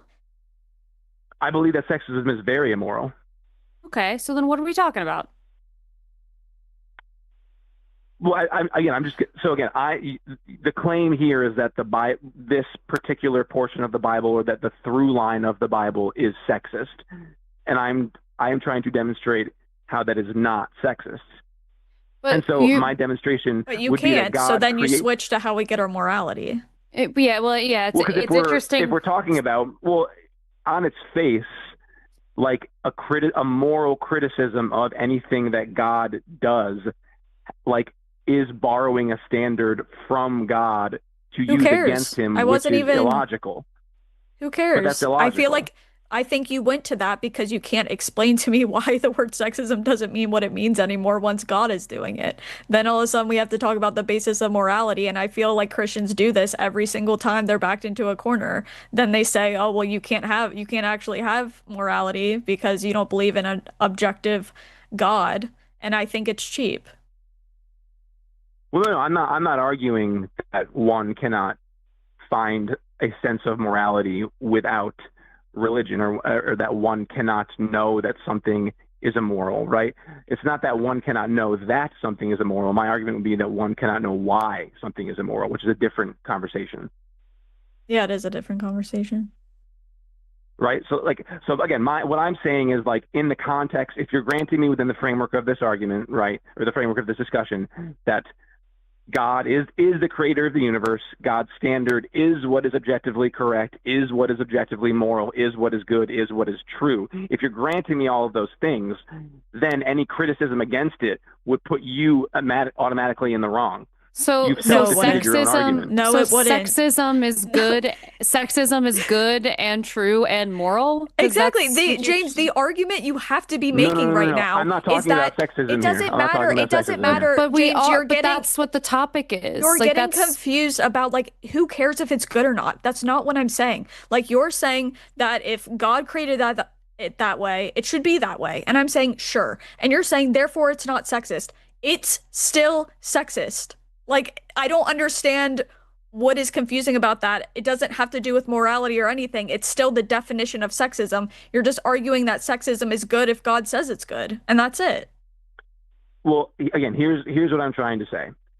If there was a hierarchy that the creator of the universe created, right, and it was like God is the head of everything, and then because God created man first, then man is second and is subservient to God, and then God created man, or then God created woman after man. So then in the context of that hierarchy, which is really only applicable in marriage, right, the woman would be the helpmate to the husband, and then underneath that would be the children if they have children, and then the children are subservient both to the man and the woman. So again, this is all in the context of marriage. This has nothing to do with anything outside of marriage. And so if that's the context of a marriage and the Lord designed marriage to function a specific, it'd be like if I created the hairbrush and I designed the hairbrush to be used a very specific way. People can use a hairbrush to brush their teeth if they want to, but it's not going to function properly, and they're going to have a hard time doing it. And that's not what I don't need the example. analogy, Yeah, but the example that we're talking about is God made the hairbrush and told people how to use the hairbrush, and then people are using the hairbrush in exactly that way, and that way is sexist. So this is not something that's being like, it's a pretty direct line to like what he described is sexist, and period. That's just what it is. I do want to point out, James, that this is one thing that frustrates me when talking to Christian men about this topic, because they will say that the Bible and God isn't sexist. They'll say that, right? But then by the end of the conversation, they are trying to convince me that sexism is actually good because that's how God set it up. I wish that you would just say that. I'm not convincing you that sexism is good in any single way. You are. What I'm saying is you're taking Genesis 3:16 and then ignoring the fact that Galatians 3:28 exists. No, I'm not ignoring it. I know exists. it's there. I know it's there, and it doesn't change anything. So what are we to do with them, though? What do you mean? So what I'm saying is it's always important to judge scripture against other scripture. It's if you're going to I don't think so. I don't think so at all. I don't think so at all, because I don't think the Bible is univocal, and I think that's clear. Well, if you're going to take one verse of scripture and just pluck it and say like this means this, then like that's what Christians do. Obviously, well, I think that's what people who haven't read their Bibles do. That say they're Christians. I think they've read their Bibles. I think some of them have read their Bible. Some of them have. Some of them haven't. It makes no difference, because how can you say that when there are priests and preachers advocating for the one household vote? Have they just not read their Bible? Have they been giving sermons this whole time and they never read their Bible? I mean, I would argue that they don't have a solid, tenuous grasp on what Scripture is saying. And you Absolutely. do. I would debate those people till the end of the earth. Well, but you know what I think is interesting is when we get to like this kind of part of the conversation, it's interesting to think about, because what is the purpose of this book and this text if it can be interpreted in so many different ways? And some of those ways are violent and hurtful, but some of those ways are loving and just. Then it's sort of like, okay, well then what value does this provide if it is not able to provide, like it's not going to give people a universally positive value. So why value it at all? You're then depending too much. You're depending too much, I think, on the person who is interpreting it. And and the people who are interpreting it are going to do it the way that they want to. Like, actually, I Right. think you'll find this interesting, James, because it's like exactly what you're describing. So my mom Mhm. is religious, and like truly one of the most like and I feel like this is sort of what you're getting at. There are people who like really try to act in the image of Jesus and Amen. do that from a place of love and all those things. So like that's very much my mom's vibe as well. But she's very critical of the places where she feels she needs to be critical. And one of those Mhm. is the stance on abortion rights. And so she Mhm. had learned that in the Bible, particularly in the New Testament, Jesus never brings up abortion at all, not once. And when it does come up in the Old Testament, they talk about it that saying that life begins at breath. The word in Hebrew translates to breath. So, if a baby is born, you can't murder it. But if it has not had breath, then it is not life. And so, actually, by the Bible, abortion is not a problem. So my mom had learned this. She's in Bible study. She learned this, and she reached out to a deacon that she knows. And I don't know if I Mhm. told you this, Taylor, because it was like so gangster of my mom that she did this. And she was like, "Hey, I just learned this thing, and I'm just wondering like what your thought is." And he responded, and he said, "Well, there are parts of Christianity that are based in the Bible, and there are parts of it that are based in tradition." And she was like, "Well, okay, but like slavery was tradition, and then we realized it was wrong. So we Hmm. stopped doing it." And he never answered her. He was like, "I'm gonna have to look Mhm. into that." And then he never answered her. And Right. so Mhm. isn't that funny? So like we're like leaving too much to the people interpreting it, and the text is not clear because it contradicts itself over and over again. So then I start to think, what is the value of this? What is the Right. point? You just are going to have to rely on the people who are interpreting it to hopefully do the right humanistic thing, when in reality it's like, well, I would rather just be a humanist and, have my Right. morals derive from wanting the best for the people around me. Right. Do you mind if I ask what denomination your mother is? Yeah, she's a Catholic. Okay, that's what I figured. Because all right. So I would like that specific flavor of Christianity would say that it's based on tradition. I myself I don't belong to a particular denomination. I just say that I'm a follower of Jesus first and foremost, and then the scriptures, right? And so, like, to me, man-made traditions have no place in Christian. Like, it's not about a religion, right? It's about cultivating a relationship with the living God of the universe, who loves all of us, quite literally all of us, more than anything, and he wants a relationship with us. Like, that is what Christianity is about. That is what Jesus is about. It's not about following a set of rules and do's and don'ts and earning your way to heaven. The Bible says you can't even earn your way to heaven, right? It says that, like, everything, like, we're all sinners and we all fall short of the glory of God, and everything we all do is wrong by God's perfect moral standard. And so the only way we can be saved is if we hitch our wagon to Jesus, and the God sacrificed himself for us in the form of Jesus, as that's the most loving action, right, of all time. So again, all these traditions and things, I would say, muddy the waters of what the actual scripture is saying. And again, like I said, I would to your mother's deacon, I would have a debate with your mother's deacon, and I would say, let's talk about what the scripture says here. So I would be more on the side of your mother, right, and in calling out that little caveat of, like, well, some parts are based in tradition, right? Like, I don't agree with that. Right. So there's a lot of debate to be had. That's why we don't think we should base our lives around that book. It doesn't make sense to. Well, I guess so. There's The no crux of there's nothing you can do to prove that how you view it is correct versus another Christian. There's no way to do it. That's why they call it the no true well, what if I Scotsman told you there fallacy. was, though? What if Is like it I don't think if this you're is gonna no true point to Scotsman at if you're all. gonna point to something in the Bible, that doesn't work. Well, no, but all I'm saying is I don't think this is no true Scotsman. I think it's like there when it comes, like, I think people have a misconception I think people And they who think haven't you read have a much of the Bible. misconception. Well, no, but what I'm saying is I think people who haven't read much of the Bible have this misconception that, like, well, all right, like there's all these different interpretations, and like therefore we must give equal validity to all of it, right? And therefore it's not based in any sort of objectivity within the framework of the text itself, right?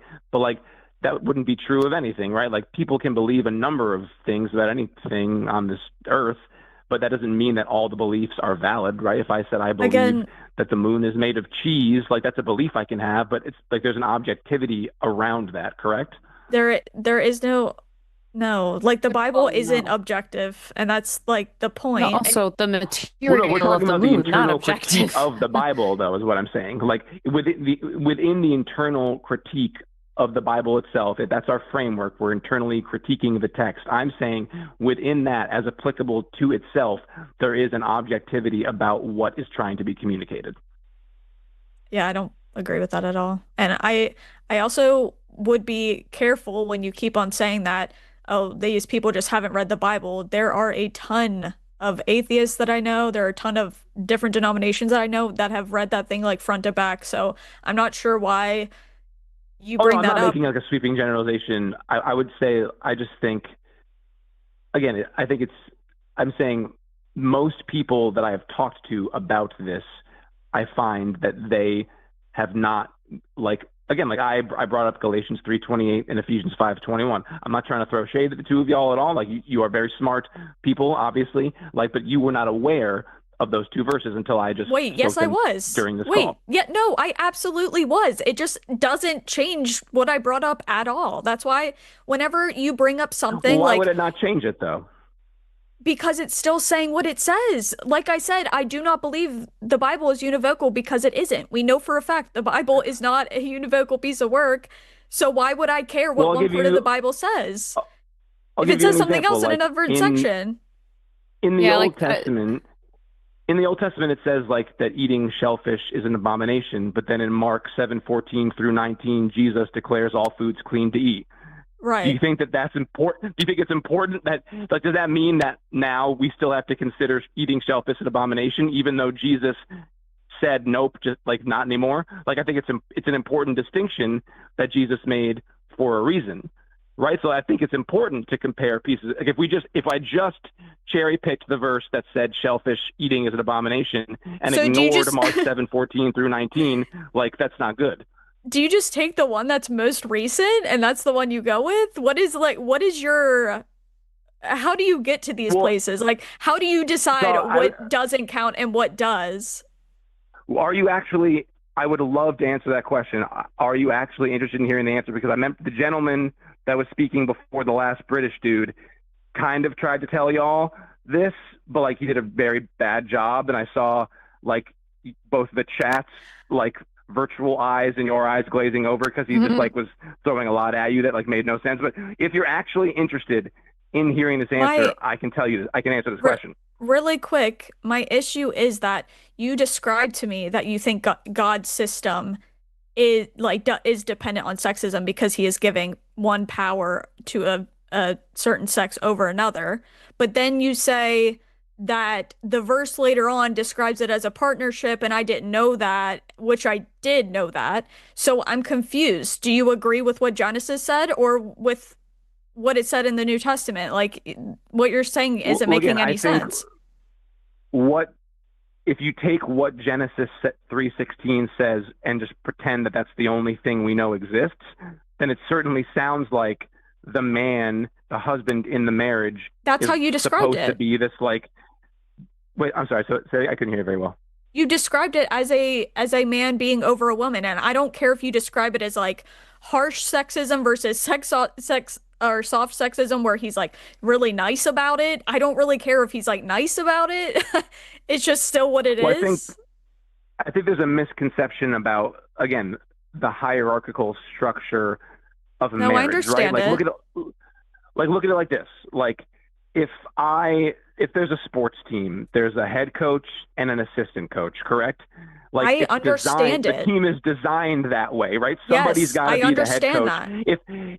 If I will concede, if the Lord designed it in which that men are supposed to be subservient to women, then I would be, because that's how it is designed. And I don't mean subservient in the sense that like they are lesser or supposed to be under his thumb and do whatever he says. That's right? not what I said. So somebody has to be the leader, right? Someone has to be. It's either going to be the man or the woman. No, that's made up. Well, again, of course, but you granted me that it was made up. You granted me that within the framework of this discussion that it was made up by God. What? God doesn't have to create it any kind of way. He could have created it without someone being the leader. So I'm not understanding what you're saying. Well, that's correct. He could have created it that way, but this is the way he did create it. Right. And that's fine. You granted me that within the framework of this discussion. Right. Right. And that still doesn't mean it's not sexist. Anyways, I think we're talking in circles, but I think we should probably move on, but I would love for you to call back and maybe before we move on, I appreciate this dialogue very much. You guys are very nice. Yeah. Before we move on, I wanted to ask. Oh shit! You know what? I lost my train of thought. Okay. Anyway, call back, James, another time, and hopefully I will remember what I was going to say. Yeah, no worries. We appreciate the chat, and you're welcome to call back anytime. But of course, have a good night, and hey, Jesus loves you both. Bye. Bye, James. Bye. It always like kind of makes me mad when people say that to me. You know what makes me mad? Is when I perfectly understand what someone's saying and they keep giving me analogies. James, if you call back, stop with the analogies. I know exactly what you meant the first time. Well, I also think that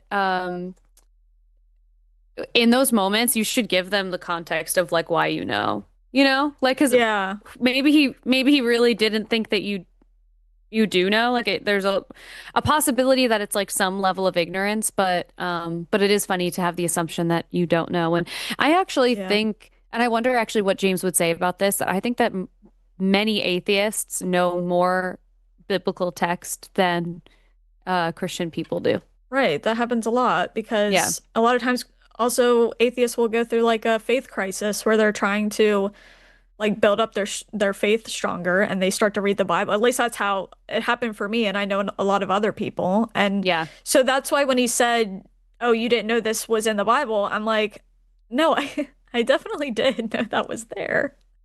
It just doesn't change anything." I'm going to collect a bunch of verses from the Bible that are sexist. I don't know why I didn't do this earlier, but I always forget to write them down because then when people ask, I want to be able to just have them on hand. Right. And I've said this before, but I'll say it again.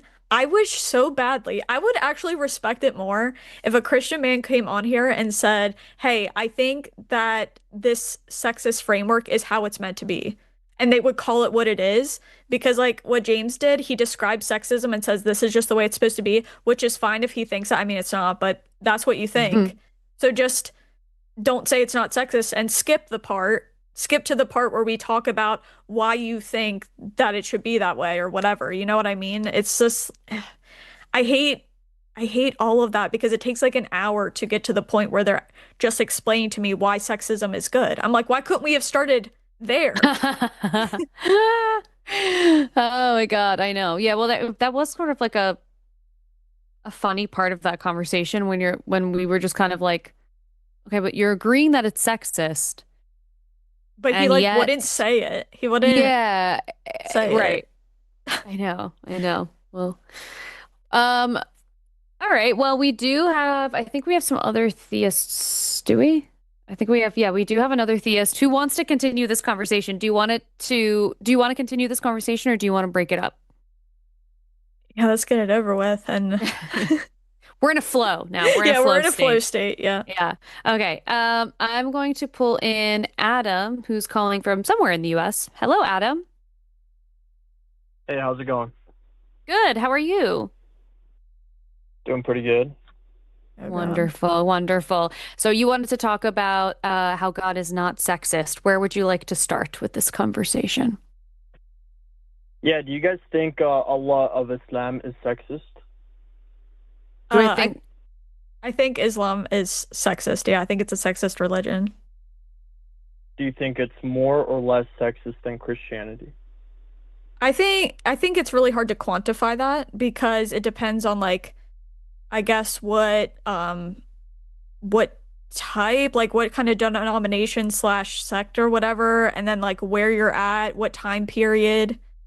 I think it really I think it's hard to quantify that, honestly. Yeah. There are fundamentalists in both religions, and then there are people who are, have a very, very, very sort of like loose understanding or practice of their religion.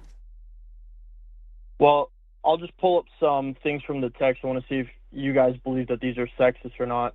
Do you think that women can be considered a right-hand possession and deemed as property? Wait, we do think it's sexist. We do think it's sexist. We don't need to go over these verses. I think there is sexist stuff in the Quran. I already know that.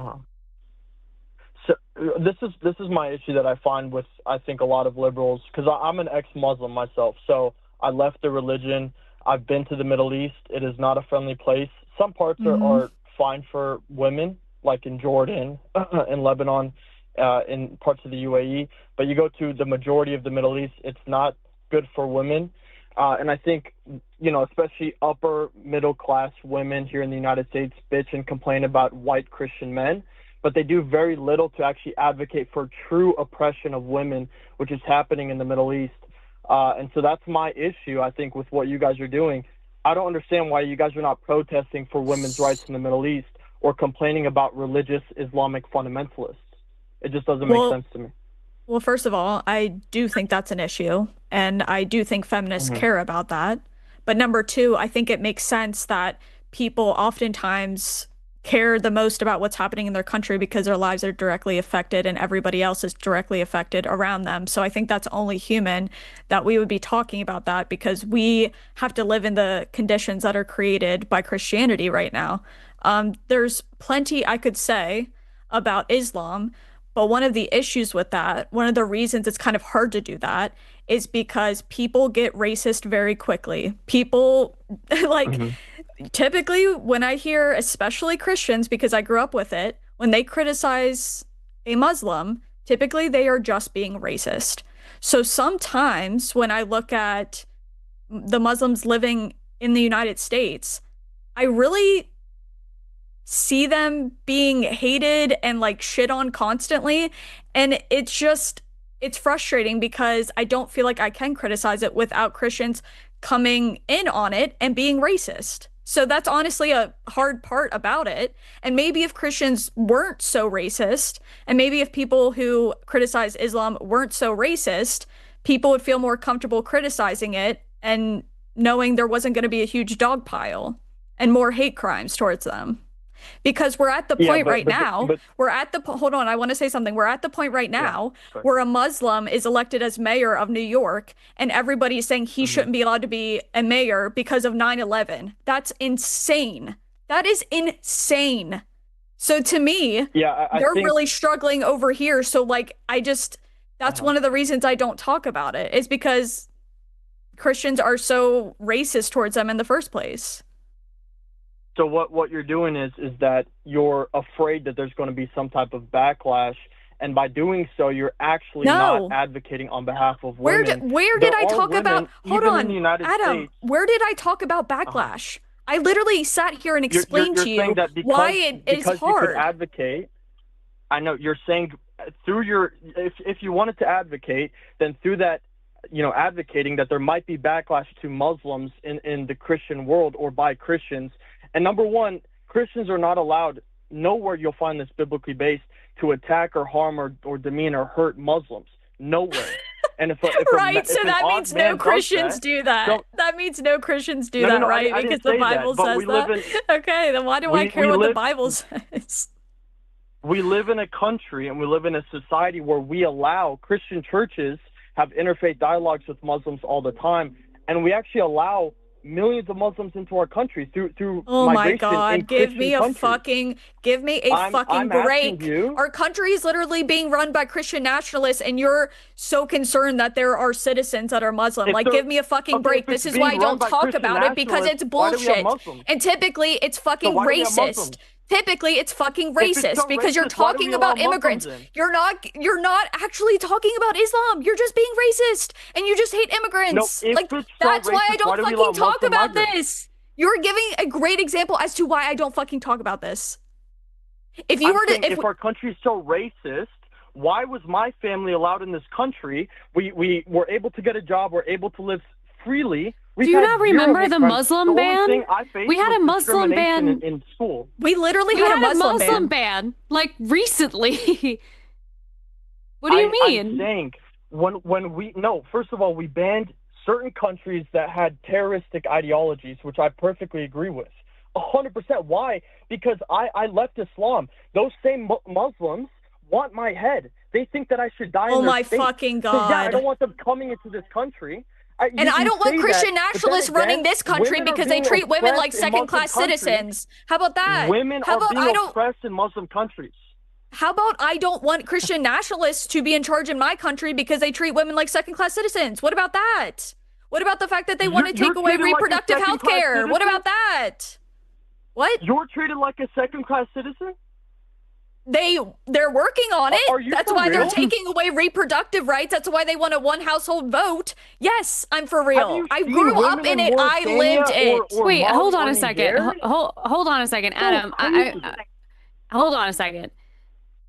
Well, I just looked up like the guidelines for Sharia law because that's the phrase that I hear people say all the time. And they're like, "We're gonna have Sharia law." Oh Okay, my gosh, well, it's Mom such Donnie's bullshit. wife is like a fucking smoke show and wouldn't like whatever. Anyway, and when I look at many of the principles of Sharia law, it looks like what Christian nationalists are trying to do here.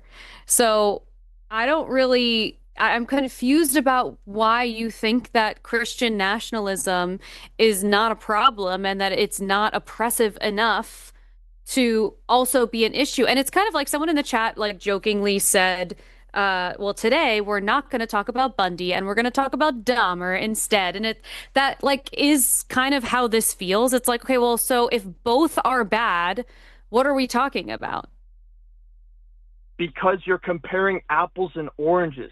You are comparing apples and oranges. You are the one who called. You are the one who called. I think it's all the same. this. I think it's all the same. Like you're the one. We're comparing we are respond to your point? atheists. So Can you let me respond to why it's apples and oranges? If you go to these Muslim countries, women are not even allowed to step outside in certain countries. They're I not understand. allowed to go without a guardian. Okay, I so understand. That's completely different than somebody saying we don't want abortion. Adam, it's night and but we're day. not talking about. We're not Treat it like talking a about thing. Islam. Adam, We're not talking about Islam. Adam, you win. You win. are. Your sexism is better than their sexism. Now what? Now what? Your sexism is better. No, I'm okay, saying next. you're putting all this emphasis. You're not actually targeting an actual issue of sexism. Women are not even seen as humans. They're seen as property. Okay, if you guys were so outraged by sexism, go on behalf of those people. Stop voting for or stop, protesting on behalf of Gaza and Ukraine. Go protest on behalf of women and women's suffrage in the Middle East. Don't again,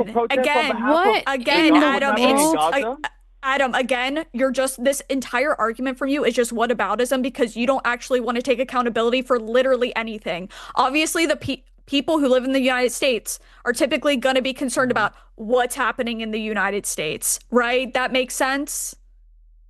Not just the United States. We're worried about what's happening in Gaza, in Ukraine, in a bunch of other countries. So why not worry about women in those other countries too? I do worry about that. We are. I already do. We're worried about those as well. So where's the protest for women's suffrage in Saudi Arabia or Egypt? Where? How? Okay. What is that? What? Protesting here for there. You guys actually don't care about women. You guys just hate white men. That's it. And I'm an Arab. I'm not even white. Adam. Holy fuck. You need to relax. Yeah. You need to relax. You heard, if you listened to this show, you listened to us have conversations with people that we disagreed with, and when they stay calm, we have productive conversations. You are coming onto this show and yelling and screaming, and it's making you sound, first of all, unintelligent, and it's making you sound insane.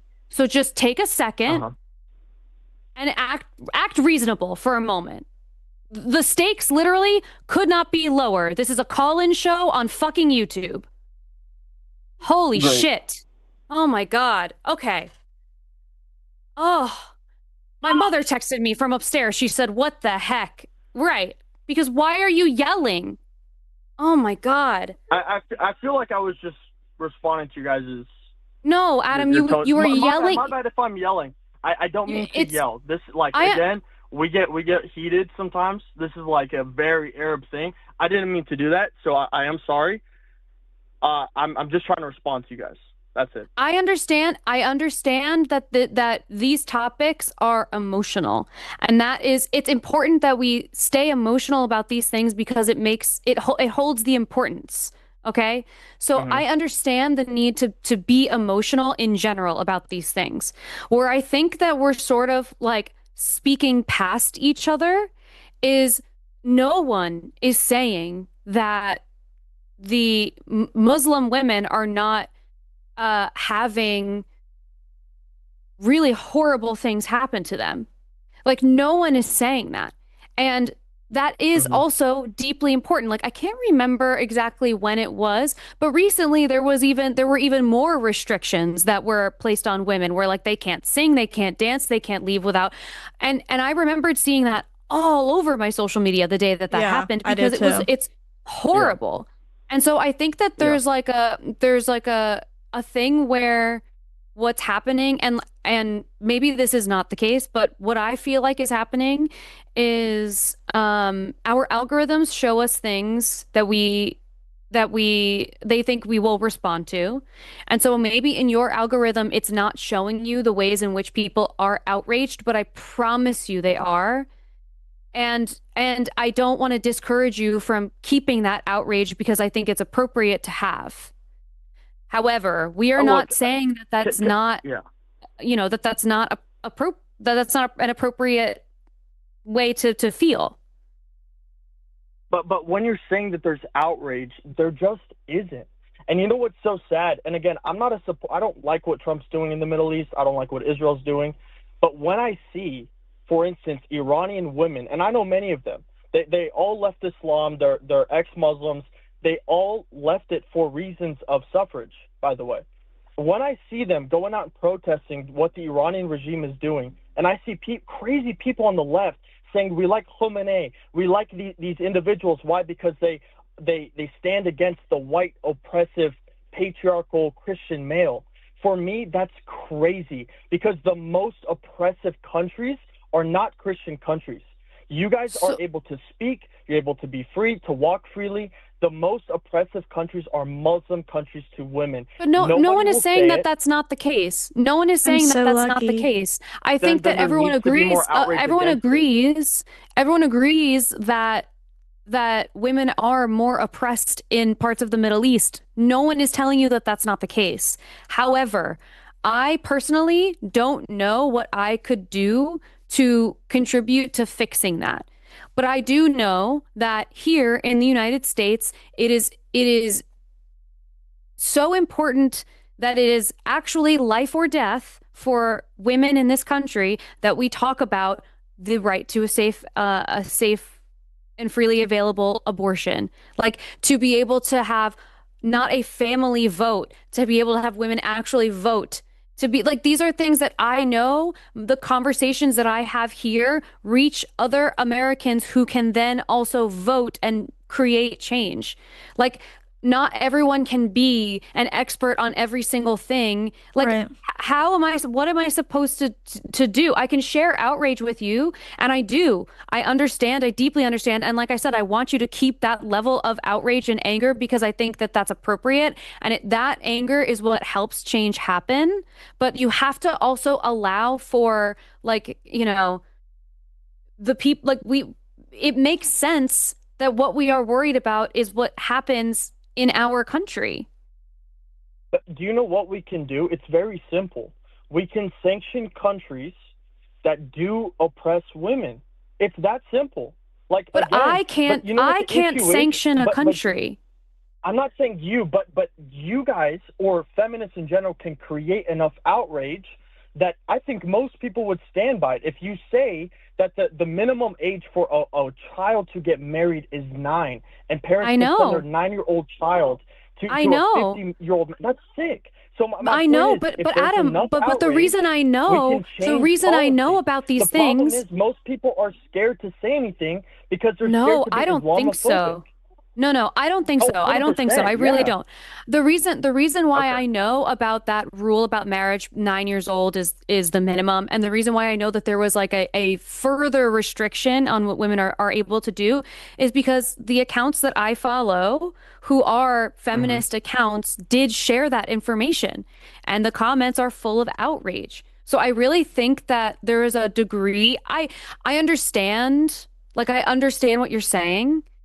However, I do think that there is more outrage than what you're experiencing, and I'm not saying that you are what you're experiencing is not a situation where you're like, why is no one else fucking pissed and scared and trying to, I'm not saying that. I think that you're not seeing it, but I promise you, as a woman who is a feminist and makes a point to surround myself with other people who are feminists, I did see it. That's the reason why I know. And also, I want to mention the fact that we do have child marriage in the US. You can get married as young as 16 in some states. That's 1 year above what you said was absolutely disgusting. No, I said 9. 9 is absolutely disgusting. 16, I think if a 16-year-old marries an 18-year-old, that's fine. They have the age of consent. A 9-year-old is still a child. So that is child marriage.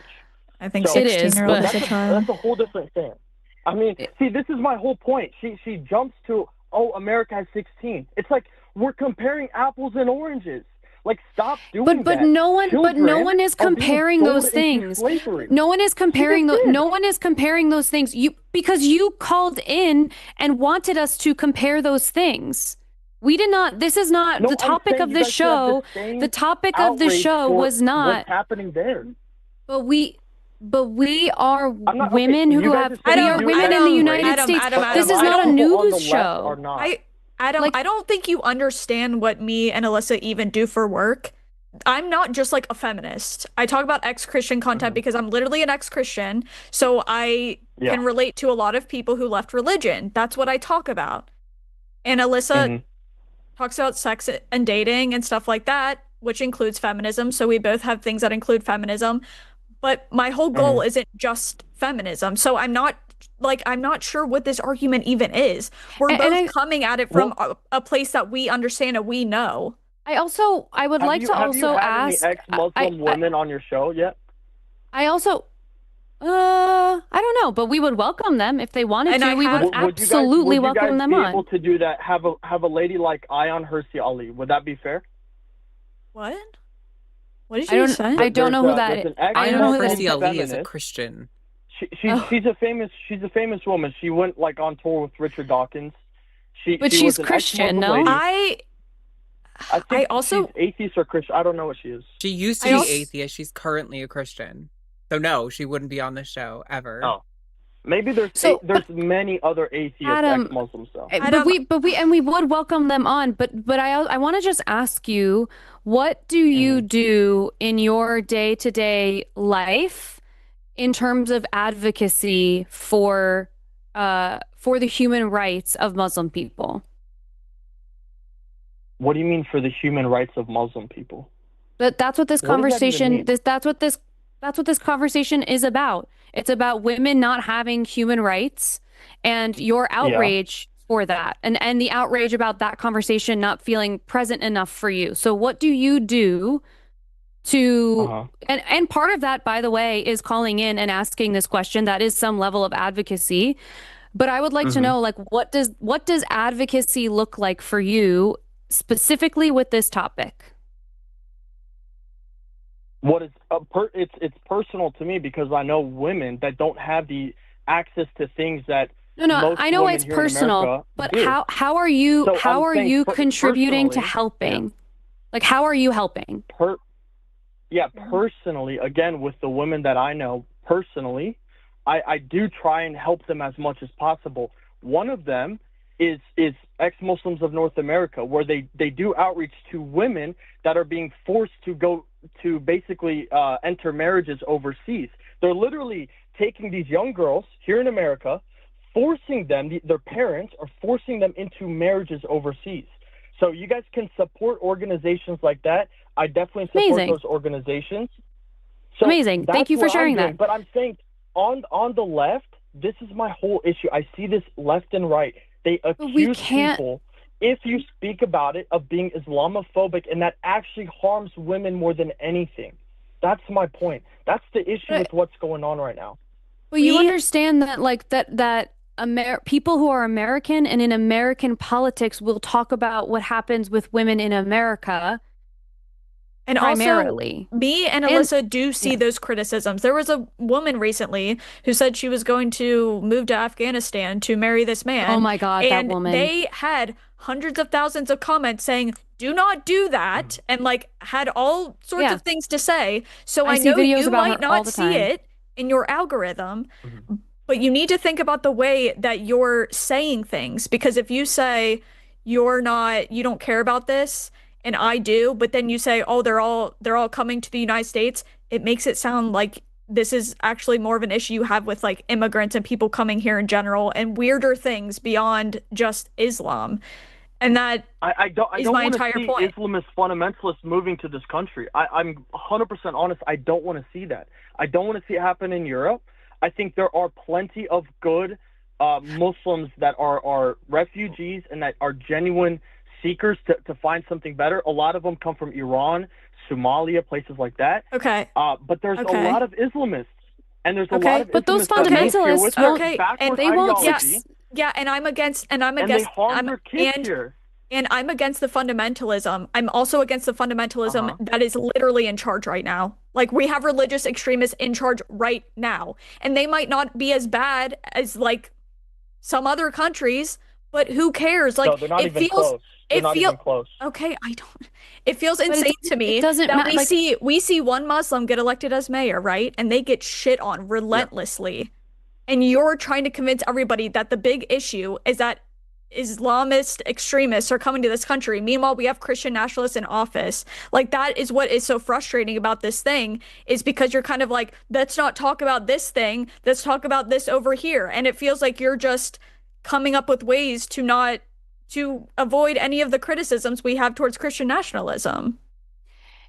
What's that again, phrase? I'm just saying we're comparing, like, if it's women's rights, it again is comparing apples and oranges. It really truly is. It's like me saying that, you know, the sun or the moon is as big as the sun. Like, it's just not even. No, it's not even your close. argument. But it doesn't have to be.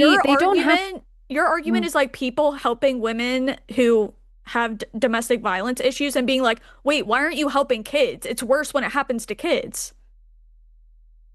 No, I'm saying if we're saying that the root of abortion, or like the abortion issue, is as similar or equally as similar as women not even, like, in some countries, by the way, women are not even allowed to like open their voice out in public or show their face out in public because it's seen as something that will entice men. So even their representation in public is seen as so sinful that it's going to entice men. And if they're raped by those men, the women are blamed. You're comparing that to abortion laws. But we're not comparing those things, Adam. No, Adam, we're not comparing those things. We're not. Like, that is objectively much, much, much worse. But it's the whole thing of, like, you have to put the oxygen mask on yourself first. Like, we also are having problems, and we can more directly fix them. Like, it doesn't make sense to have as much focus on a different country where, like, I have no involvement in what decisions are made there, but in the United States I do, like, because we are able to vote, and, like, you know, so that's why the conversation happens. Don't we have involvement in Ukraine and in Gaza and in certain countries around the world? Like, aren't people actively protesting what's happening there? Even though it doesn't affect us here, we still do that. And it's funny because a lot of people are doing that, but they won't do it over women's rights or even slavery. Do you think, some countries in the Middle East still have slavery? Don't you think they're protesting that because we're directly funding it? Right. We're not directly funding the oppression of women in Afghanistan. No, but we're actively funding certain countries that are propagating this stuff. That's my issue with what's going on. So, and if you again say anything about Islam or you're called Islamophobic, and for me, that's just ridiculous. It's so stupid. And by the way, Muslims don't, by and large, I'm saying the more fundamentalist type, maybe there's a lot of liberal Muslims, but the more conservative ones, they don't support any liberal policy. They don't support we're aware. Gay rights, women's rights, we're aware. none of that. That's no one is disagreeing with you. That's why I don't want any religious extremists in power. That's why I don't want anybody to put their religion into politics. I would say the same thing if a Muslim did it, and I am saying the same thing. So I'm not sure what your issue is. Like I know you so badly want us to talk about something else. If you say that, then I'm taking your word for it. I'm just saying y'all should have a Muslim, ex-Muslim on here, a woman that's actually suffering like so horribly behest to what Muslims are doing. And there's a lot out there. You can go check out North American. And they are free to call in whenever they want. I would like to hear the names that you wanted to share, actually, because I think that that's helpful for us and for the people who listen. And like I always say to people who call in and they're really passionate about something, like you have a voice and you have the ability to share these things. And so if you feel like it's not loud enough for you, then that is information for you. Like, take this somewhere where you can continue the advocacy in your own life and like expand it. Like, I think the energy that you have wanting to advocate for these women is beautiful. And so keep doing that, but find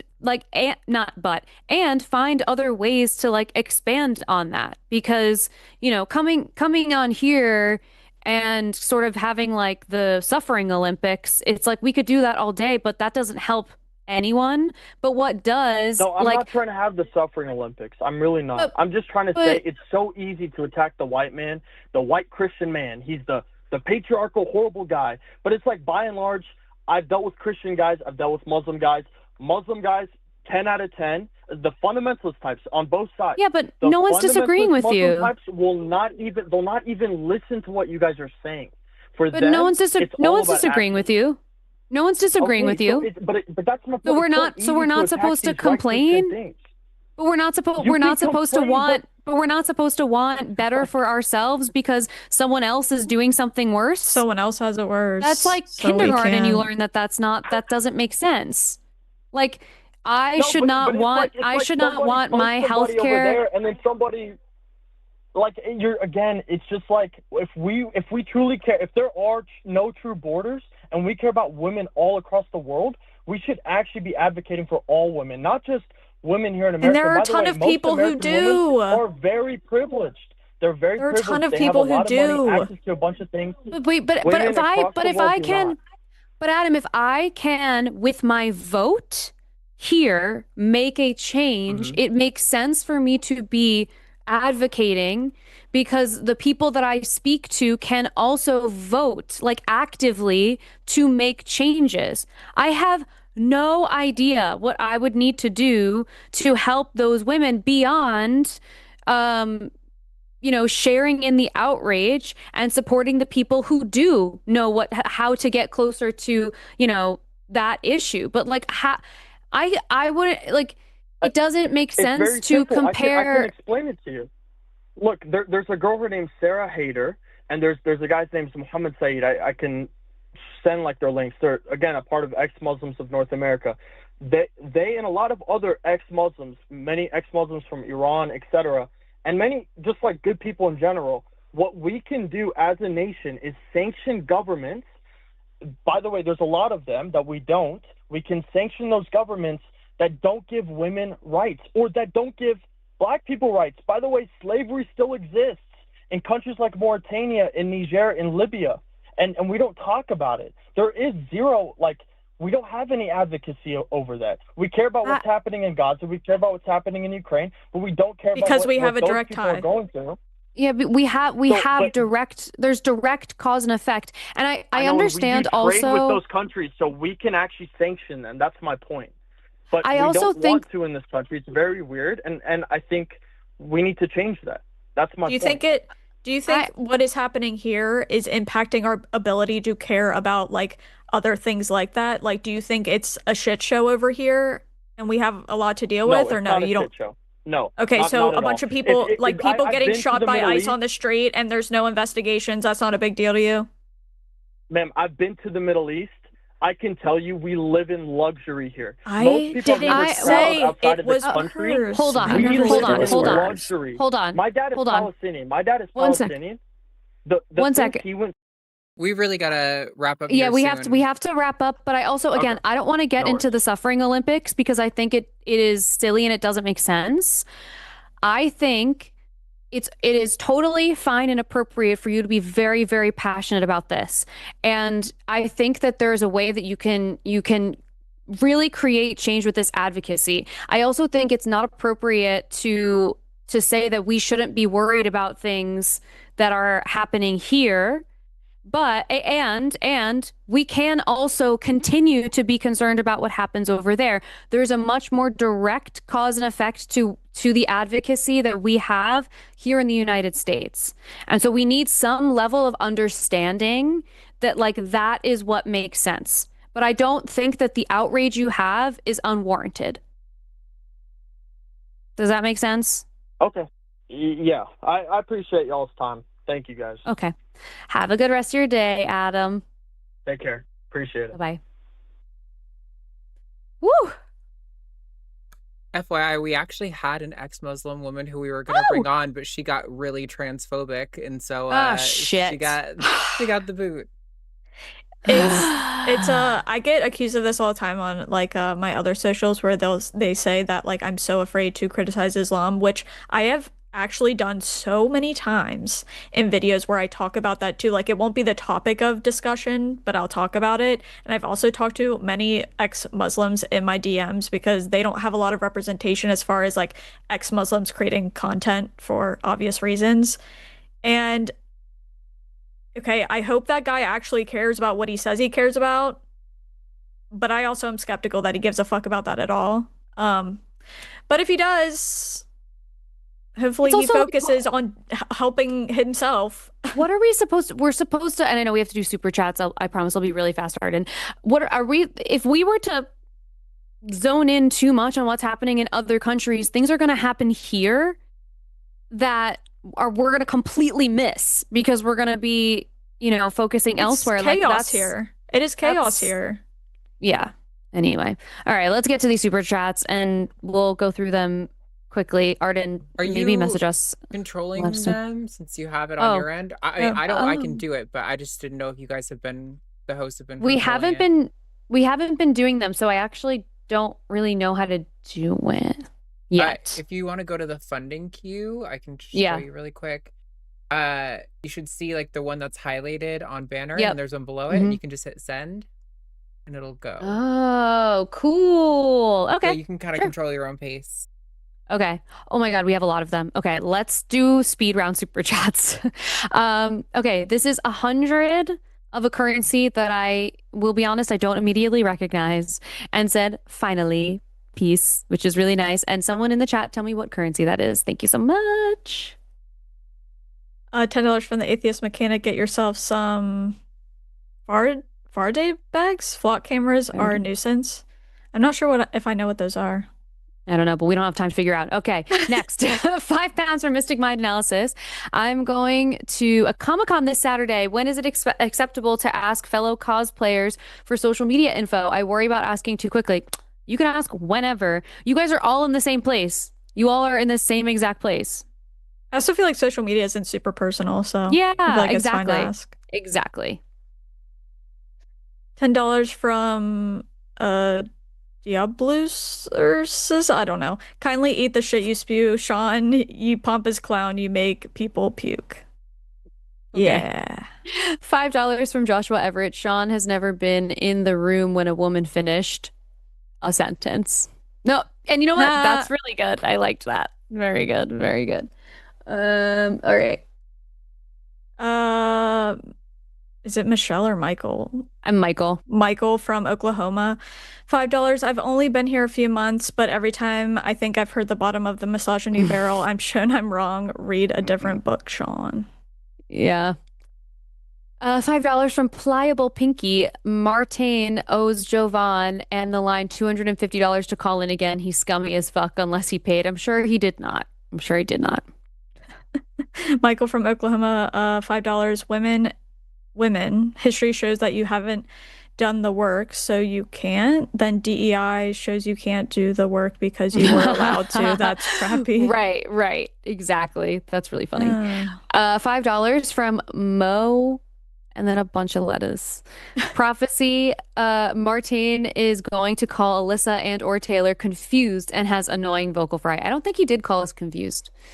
He just said a whole bunch of other crap. $2 from JM. Is that it all? Or yeah, $2 from MJ. Thumbs up. Thanks. $5 from Echo Annihilation.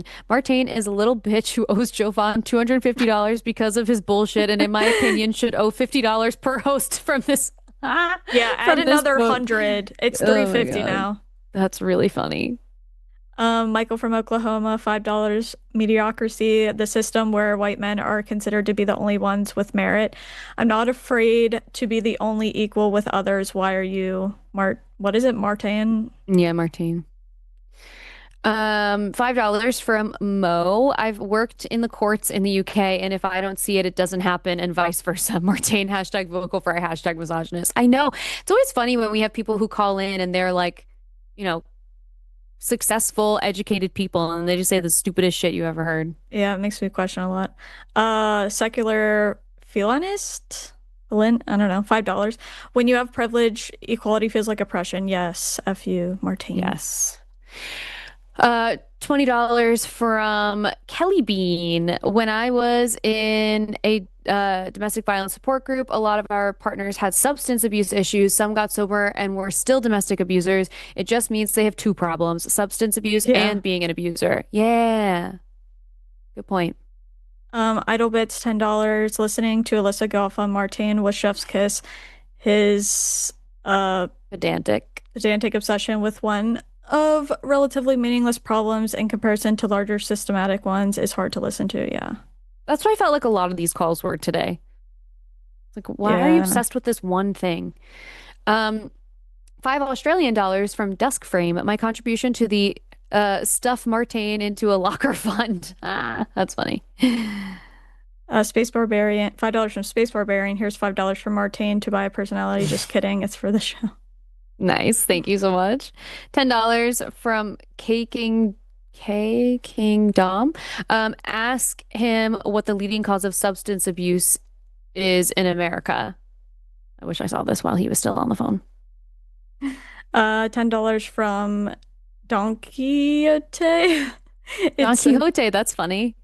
Wait, I don't get it. Don Quixote is it the author or is it the name of the book? I think it's the name of a book. Oh. It's not just Republicans, but the right wing broadly who push for vapid, destructive policies that make everybody or everyone but the richest and whitest among us worse, as evidenced by Martain. Fuck Martain. I feel like I've said his name so much out loud. I know.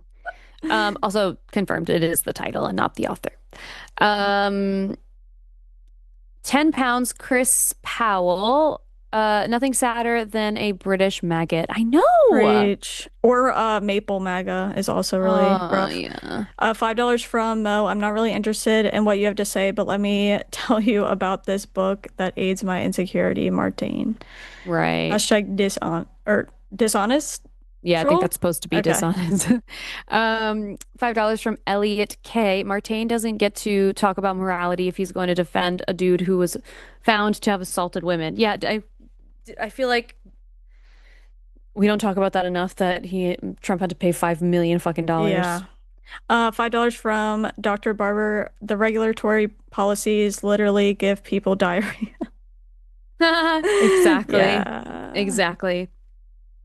10 Canadian dollars from Pure Form 42. Martain is so annoying. Love how you both handled him. That was perfect. He still owes Jovan $250. Now it's $350. Yeah. Michael from Oklahoma, $5. My white man distress is almost 0. My distress at MAGA is high. Alyssa, on your rare unleashing of Martain, both of you are too kind to him. True. I don't even remember yelling at him, but I guess I did. $5 from Joshua Everett. Sweet, the new Patreon tiers are up. Everyone should check them out now. I'm going to jump on the Line Pod editor tier. Yeah, thank you so much, Joshua. That is really nice. And the new tiers are really cool. So yeah, everyone check them out if you haven't yet. $20 from Benjamin. Online incel dialogue. Do you think guys with cumulative small t relationship trauma get lumped into the ideology? They often speak from pure heart trauma and powerlessness, not an ideology. How do we distinguish the two? Online incel dialogue. It's hard to distinguish the two sometimes. I think that the problem is is that when you feel owed success in dating and relationships, it's hard to really understand and confront rejection. Like rejection is already hard enough because we take everything so personally, when in reality, like 9 times out of 10, rejection has nothing to do with you and all to do with themselves. Down to even like that person's personal preference is the reason why they were not interested in you. There's nothing wrong with you. But we're not taught how to like deal with rejection, and men especially are not taught how to like emotionally regulate, and they're just taught to sort of like shove things down. So I think it's like a sort of like fucking shitstorm of stuff, and then their small t relationship trauma is what gets them into this pickle. Michael from I don't know if I read that or not. Whatever, you can do it. $5 from Michael from Oklahoma. Taylor, I think even James might get your clear explanation, maybe, and bonus points for the chewed gum reference in your explanation. Thanks. Yeah, girl. $5 from Michael from Oklahoma. James, you're better behaved than any of the previous callers, but what you're saying still boils down to no matter how you slice it, it's still baloney. Yeah, I like when we have callers like that. $10 from Pulas? I don't know. Lying Christian flails helplessly when faced with hard-hitting requests to explain actual context. In other words, it's Tuesday. It's Tuesday. $10 from Hidanista. That's really funny. Thank you both, but I particularly loved Taylor's Bible Smackdown with James. Yeah. Oh my God, we should have like a ding, ding, ding, ding, like when you actually a soundboard. Yeah, that'd be great. Michael from Oklahoma, $5. James, watch it. The logical conclusion to what you said is for women to avoid marriage like the plague if just sexism is only applied to the wife. Yeah, for real. And then they're like, why aren't people getting married? Right. $5 from Space Barbarian. A friend told me Catholics aren't real Christians. My response was, how am I supposed to know? Can you sort it out with them and get back to me? No, for real. So many like Christians in the United States feel that way. It's so crazy. Weird. $20 from Lizzie Dog. James surrounded his debate with, well, cherry pick the Bible and DIY Pinterest your own God. Yeah. Right. $5 from Michael from Oklahoma. James, you are just flailing and failing, but nice. It was a good run while it lasted. Stop being sexist, unleashed, and show some respect to Taylor. Thanks. $10 from Elliot K. I'm a bit disappointed I couldn't talk to y'all today, but I understand given these calls, my topic didn't feel appropriate, so I understand. Hope you can get my call next week. Yeah, call back next week. I didn't see what it was, but yeah, call back next week. Sometimes they're busy and sometimes they're slow. So hopefully we'll get to you next week. $5 from Melatonin Ale. Adam, how the fork, funny, would a protest in the US change the government of another country? We protest to change our government because we live here. Yeah, that's what I was like. Yeah, the oxygen mask on ourselves. Right. $5 from Alicia on a silver bell. Adam's entire argument seems to be a Christian misogyny isn't as bad as Muslim misogyny, so you should just be grateful and stop complaining. No, that's exactly how I felt the whole thing was. So yeah, that was frustrating. Oh my God. $5 from Michael from Oklahoma. Epic fail, Adam. We are not funding abuse of women in any Muslim country. We are funding genocide in Gaza. We criticize both, and funding needs too. Right. Yeah.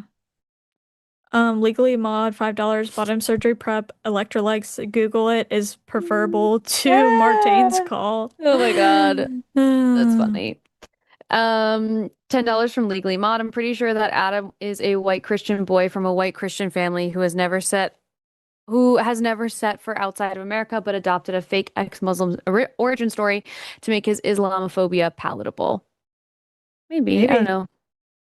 Allie, something. 7.25 Kelly Bean. Sorry. Did we miss it? Oh, $20. I'll read it. Adam reminds me of the type of person that says, "So you hate dogs?" When I say I like cats, we can care about more than one thing at a time. Yeah, exactly. It's frustrating. I wish I read that when it came through. $5 from Malia Shauna Silverbow. Adam may be obsessed with hating Muslims, but at least he doesn't compare different fruits. Sarcasm. I like it. Thank you so much. Sorry, $5 from Myra Featherbender. Adam telling us no to feel bad because others have it worse is the same thing as telling us not to feel good because other people have it better. Yeah, exactly. $10 from The Bastille. Chewed gum is brought to you by viewers like you. Thank you. Yes, it is. Thank you. $5 from Fishy. Apples and oranges are different fruits. Women's oppression is on a spectrum of acidic oranges, but we can't let this orange in office rot us further. Yes, I love that. Oh my God. Okay, we're almost done and it is 9:30, so I'm going to take like 2 seconds and just explain this funny thing. Have you ever seen My Big Fat Greek Wedding before? No, but I know it. Okay. You need to watch it. It is so deeply important that you watch it for our friendship because it is so good.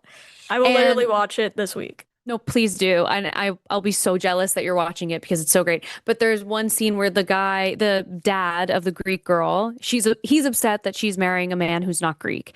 And he's obsessed with like everything having a Greek root. Like every word has a Greek root to it. Mm-hmm. And so their last name is Portokalis. This is how much I watch this movie.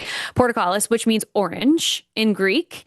And his like soon to be son-in-law, his last name is Miller. And then he's like, which is similar to this word in Greek, Mila or something, which is apple.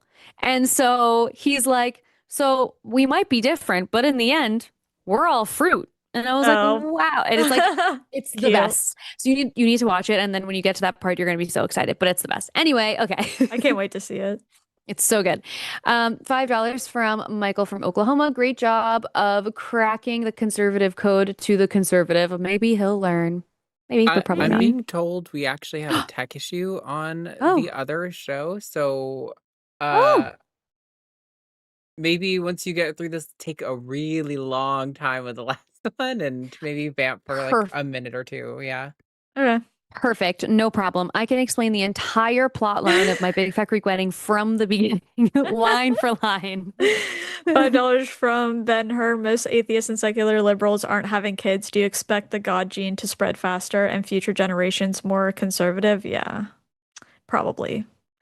Unfortunately. Yeah. But I don't know. At the same time, like Pew Research shows us that like people who are claim to be religious is really drastically going down still, even though we know like what Gen Z is a little more like conservative than millennials. But I don't know. Like I hope not.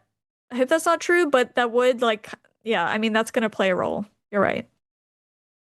I just saw the chat for calling it now, and Jovan is like, please vamp, tell people about your day. That's really funny. $5 from Mira Featherbender. Repubs create more shit problems than every trans woman. That will forever be like the critique I have of the people who call in, like Republicans. Oh my gosh. It's like, why are you like of all they really just care about the stupidest shit in the world, and it's just to like distract you from real things that are happening. That's all it is. And they always point to California. Always. Leave us alone. We're fine. We are having a great time. I learned this weekend that like 40% of the I don't remember if it's Vanguard or S&P, which is like those huge investment, like it's like you can invest in a huge group and it's the top, I don't know if it's like the top 500 companies in the stock market, publicly traded in the stock market. So if you're trying to invest and you want something that you are going, like that's like a sure thing, you invest in those. It's like Apple and Google and whatever. So you get it in this like huge big chunk and you can invest in like the S&P or Vanguard or whatever. And 40% of what is currently in those groups is AI companies. Isn't that fucking crazy? Yeah, but it definitely explains like how fast it's growing, like at like the rates. Right. Yeah. But it also, like, if there is actually going to be like an AI bubble that bursts, which I don't really know if that's going to happen. I hope it does. I think it will. Like, what is the conclusion there? I'm not sure if I understand. Like, oh my God, someone in the chat said I was kind maxing. That's really funny. The conclusion, like the problem is basically people have their like social securities tied up in investments. And so if there is going to be like a huge crash in AI, it's going to tank the stock market in a big way because they're like so heavily involved now. So yeah, okay, I understand what you're saying. Damn. But I do think that people are like, I think the tide has really, really turned on AI and people are just like really not. Yeah. Oh yeah, that people are not fucking with it, especially if you're using it in place of things they can visibly see, like art related or anything like that. Yeah. Yeah, I know. But I don't know what else is going on. Like, what's new? What you see crazy shit on your TikTok, so I know you've seen some crazy shit recently. I went on a deep dive one night when I discovered this like it's a new conspiracy theory to me. Apparently it's been around, but it's like gaining a lot of traction right now, where they basically say that the government is dropping boxes of ticks onto people's farms, and they're talking about Lone Star ticks, which I'm not sure if you know this, but if the Lone Star tick bites you, it can make you allergic to red meat. Have you heard of this? That's like an actual thing. It's weird. Yeah, I don't know how it works, but it's a thing. Anyways, they're claiming that they're dropping Lone Star ticks onto people's farm to like use as a weapon against us because they don't want us eating red meat. I don't know. And then RFK Jr. is feeding into this too, saying that the government has used ticks as a bioweapon to give people Lyme's disease. But why? Why would they want people to be allergic to red meat? The red meat is like a huge... Because they say that they want... The woman in the video, her explanation is that they want to stop climate change and like ending factory farming would like slow down climate change or something. So they're trying to make us all allergic to red meat. Yeah, but like what? It's That's insane. Crazy because but like simultaneously they don't believe in climate change. So they think that people are doing it for the fun of it. So I don't understand it really. It's insane, and it wasn't shocking at all that when I was looking this up, RFK Jr. had said something about it. I'm like, fucking of course. They like always benefit off of the conspiracy theories, and the biggest one being like involving immigrants and the replacement theory. I feel like I hear that constantly, even if it's not the main topic of discussion. I feel like it's always in the freaking background, and it makes me so irritated. Yeah, it is. It's extremely irritating. Yeah. It's so heavily tied to all the QAnon stuff. That's another thing about it is it is tied to the QAnon stuff because I'm sure you probably know this, but a lot of the QAnon stuff ties back to Bill Gates, where they think he is like drinking adrenochrome from children to gain superpowers. I'm not joking. I know. Oh my God. He's part of like the elite or the like swamp or whatever you want to call it. But anyways, in this woman's conspiracy theory about the ticks, she literally brought up Bill Gates and Pfizer and stuff. And I was like, yeah, that's not shocking to me literally at all. But what's crazy, even with like the tick thing is who do you think is like an evil genius environmentalist who's doing that? Like, yeah, it's almost like I wish that was happening, but I promise you it's not. Like, it's just, yeah. The thing they get mad about is they say climate change isn't real, therefore there could be no change because like we're seeing more and more ticks due to climate change. And they're basically saying that's impossible. Climate change wouldn't change the amount of ticks we have, which I have no idea why that's so hard to believe. And in my video responding to it, I'm like, where I live, there was always monarch butterflies growing up, and now they're really, really endangered. Did the government kill them, or was that because they lost like their environments? Like, which is it? Yeah. It's so dumb. The whole thing is so stupid. It's all just because they reject science, basically. So fucking dumb.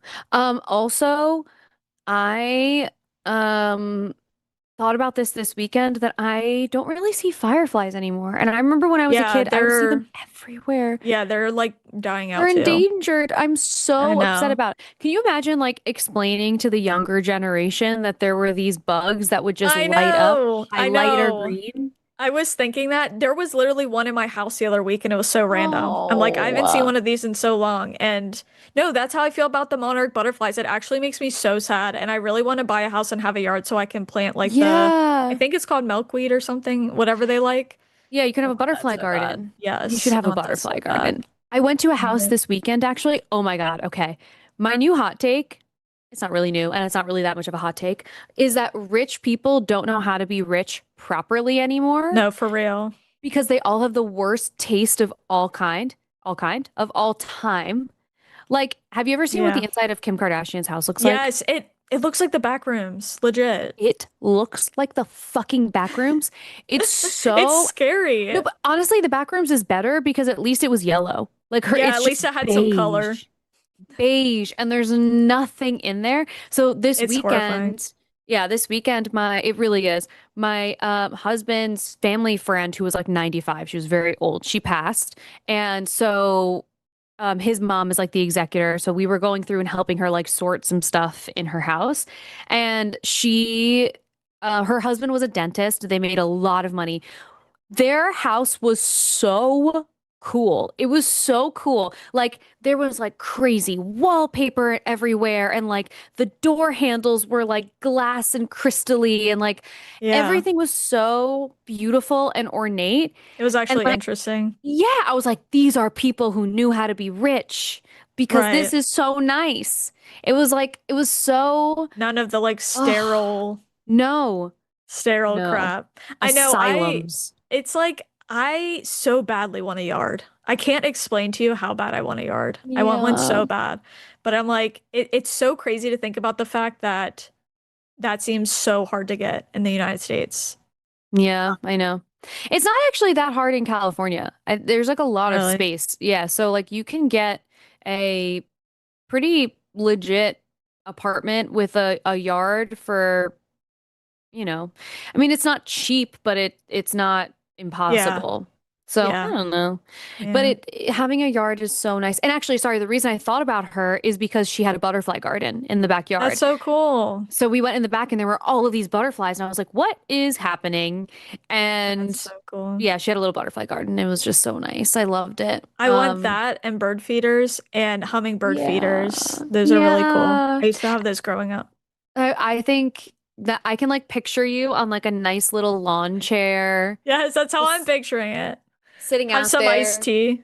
Oh my God, yes. Watching the nature. Watching the nature.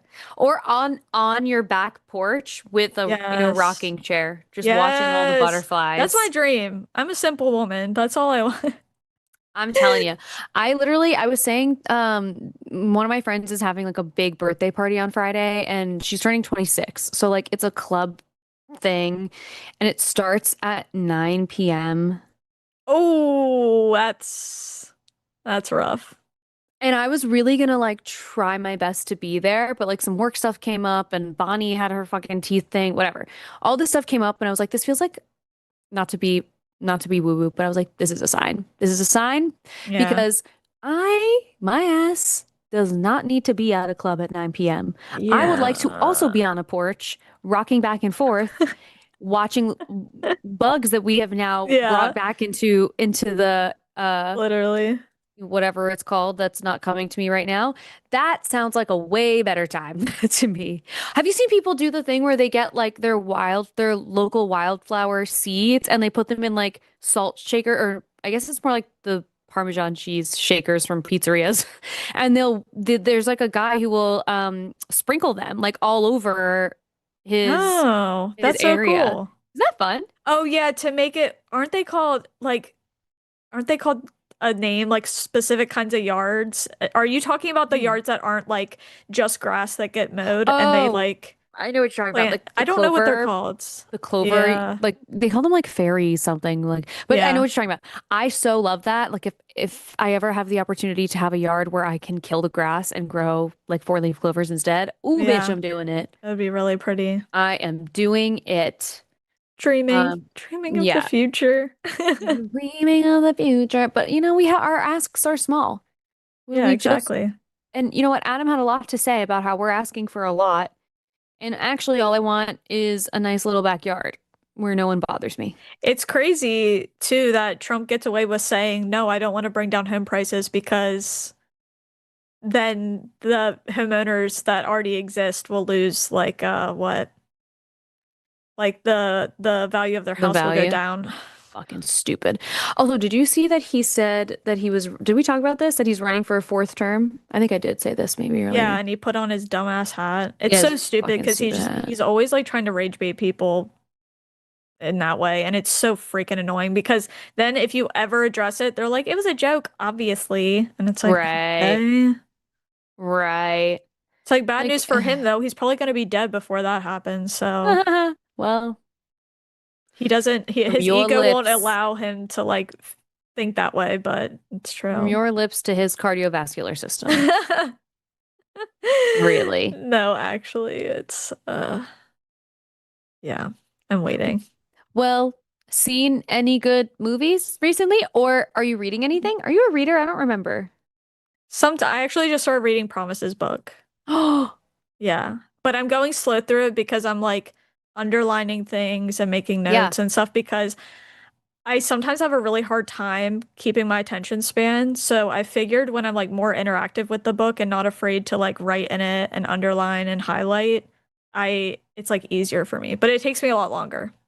Yeah, but that's okay. Yeah. It'll help with I need to reread it actually because I read it before it came out. I got to read it to write like a little blurb, which was very cool. And I want to reread it because it is helpful for when we have people who call in and they like really know their shit. I'm like, well, Yeah. Right. Yeah. It's really good so far. But before I am also listening to I'll read, but I also have books I listen to while I do chores, and I'm listening to Fourth Wing right now. ooh, Yeah. is it your first time with Yeah. Fourth Wing? Yeah. Oh. It's weird because I think that I do it a little bit of a injustice because I compare it too much to House of the Dragon. So when the dragons in the book talk, I really hated that at first. Yeah. Now I'm like getting used to it, but at first I'm like, no, I don't know. talk. Wait, are you also listening to there's a version of the Fourth Wing audiobooks that's like acted out? Are you listening to that version of it? I don't know because my friend asked me that too. She said there's like a dramatized Yeah. reading and then there's like a regular reading. And I have to go back because I'm listening to it on YouTube because it's free. Okay. And so I have to go back to YouTube and see what it says because I'm interested to know because if it's not the dramatized version, I don't want to know what the dramatized version is like. Are the when the dragons talk, is it like Yes. Okay, that's the dramatized version. Okay. I figured probably it's a little cringy sometimes, but I'm also it kind of I think it probably helps me pay attention though. Like all of the changing in voices and stuff. Yeah. I read Fourth Wing and then I was trying to read the second one that I can't remember what it's called. And I did the audiobook for that one. And that's when I heard the person doing a dragon voice like that. And I was like, huh? It's really funny. But that is not how they sounded in my head. Oh my God. But I'm enjoying it so far, I think. Okay, wait. Have you gotten to chapter 30? Probably not. I'm thinking of like how many hours like on the YouTube video I'm in. And it's like halfway through the book. Okay. Because I think there's multiple videos like to get through the one book. So I think I'm like 7 hours or something in, but I don't think I'm at chapter 30 to be honest. Okay, the reason why I'm asking is because chapter 30 has a sex scene. Oh yeah, That I'm not there is yet. fucking crazy. Like I remember the first time I read it, I was like, I now understand. Like if I lived in like the 1800s and I only had books to get the job done, this would be the chapter I would keep.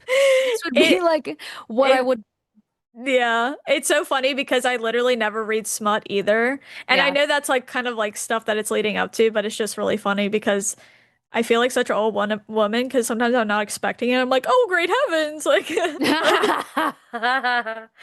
no, it's really funny though. I'm Oh my excited to listen to the God. rest. But it's kind of nice to have an audiobook you have on hand while doing chores because you look forward to Yes. doing your chores. Yes. Like that's a cheat code.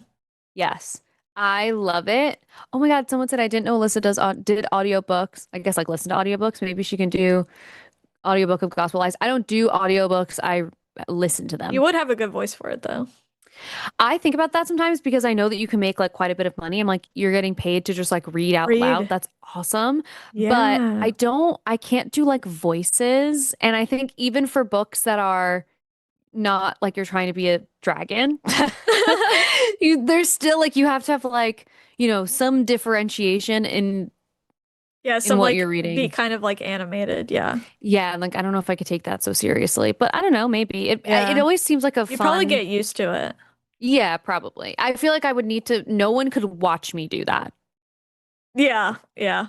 Yeah. No one No, could and watch I don't me. think anyone would have to. Wait, is Promise going to do an audiobook? Is she like gonna read her book? Oh, I don't know. That's a good I feel like question. I saw her say something about that, and I thought maybe she was, but I might be tripping, honestly.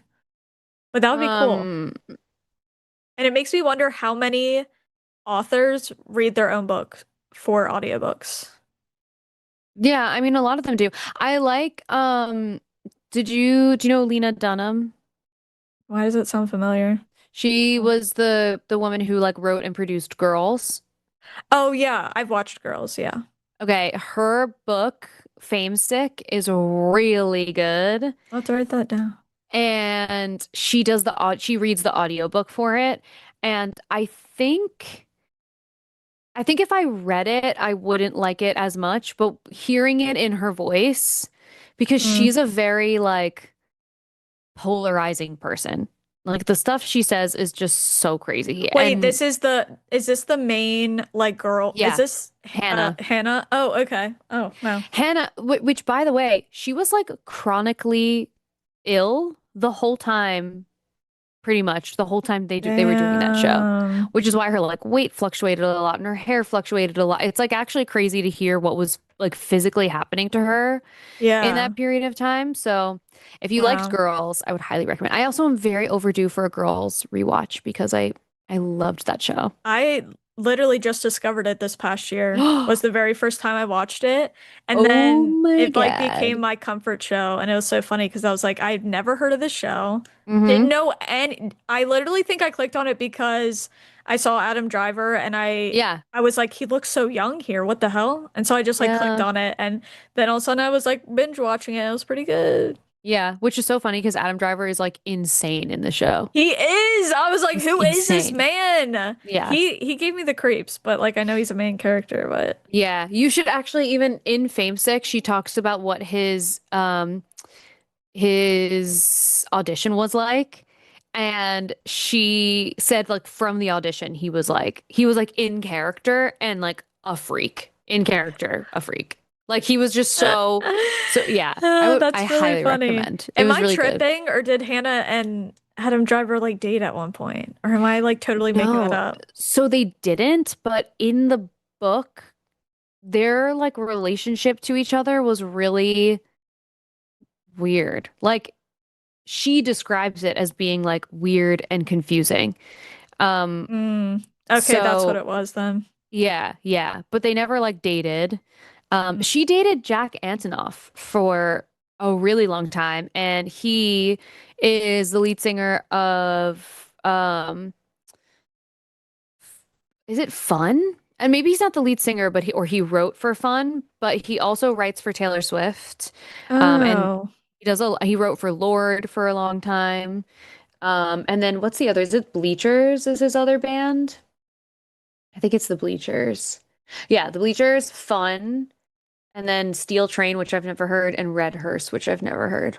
But I feel like this would kind of relate to your content, but did you watch Substance? yes. How do you feel about it? I loved it. Yeah, I it thought was it pretty was good. so crazy. Actually, Margaret Qualley, who's the like young, I can't remember what their names are, but the young version of Demi Moore, she was married to Jack Antonoff. Weirdly, that's such a crazy. No, It's yeah, crazy you that's brought that why. up. That's Oh, actually okay. why I said that because I saw her in a picture with him, Yeah. and I was like, I guess they were. Yeah. Whatever. They were married or together or something. I loved The Substance. I thought it was so good.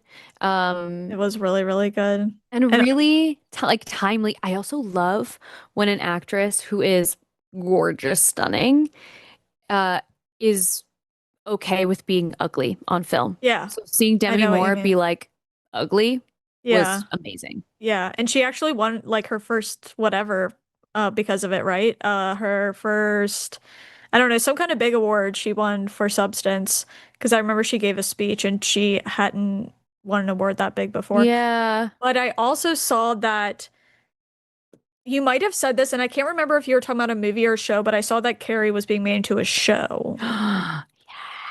Is Yes. that because you were talking about Carrie So, before?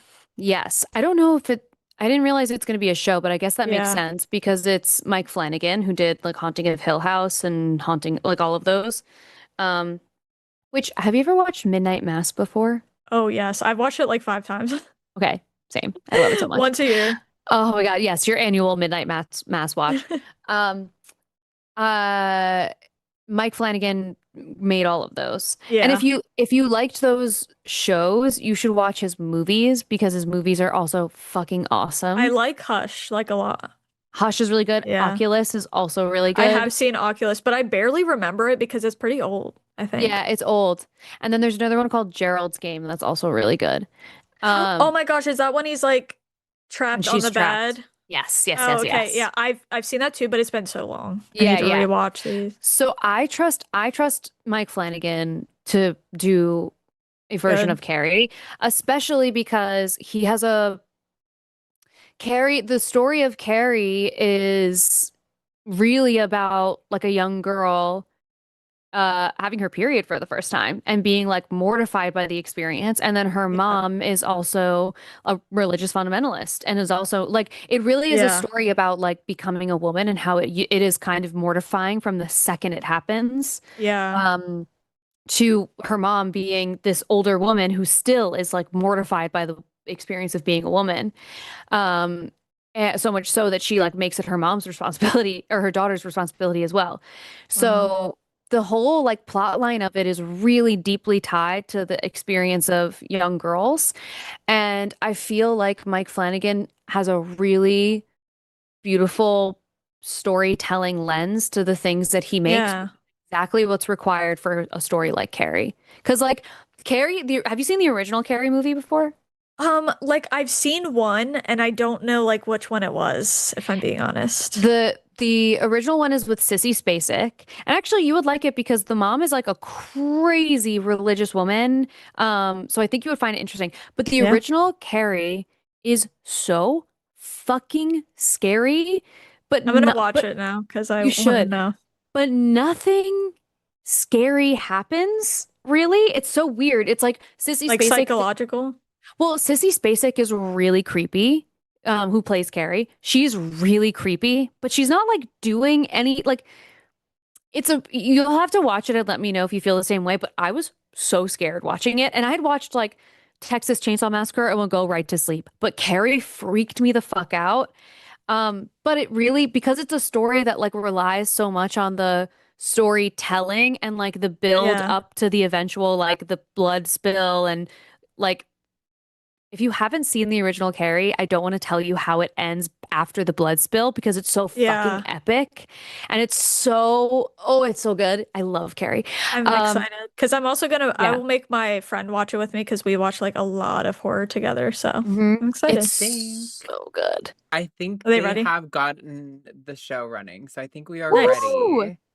All right, awesome. Thank you so much, ladies, for filling the space. You did an excellent job. Of course. No worries. I love to yap. Me too. I love to yap with my girl. All right, everyone, go to the Patreon. Actually, I mean, stick around because you're going to watch another show right after this will be fun, which will be fun. And also go to the Patreon, patreon.com/calltheline, so you can see the new tiers and the new stuff that's happening, and do that before the call that we have, the Zoom tomorrow. So you can get in on all the good stuff that's happening, even on the free tier. And thank you, Arden, for producing and being our voice of God in this experience. And we will see you all. Bye.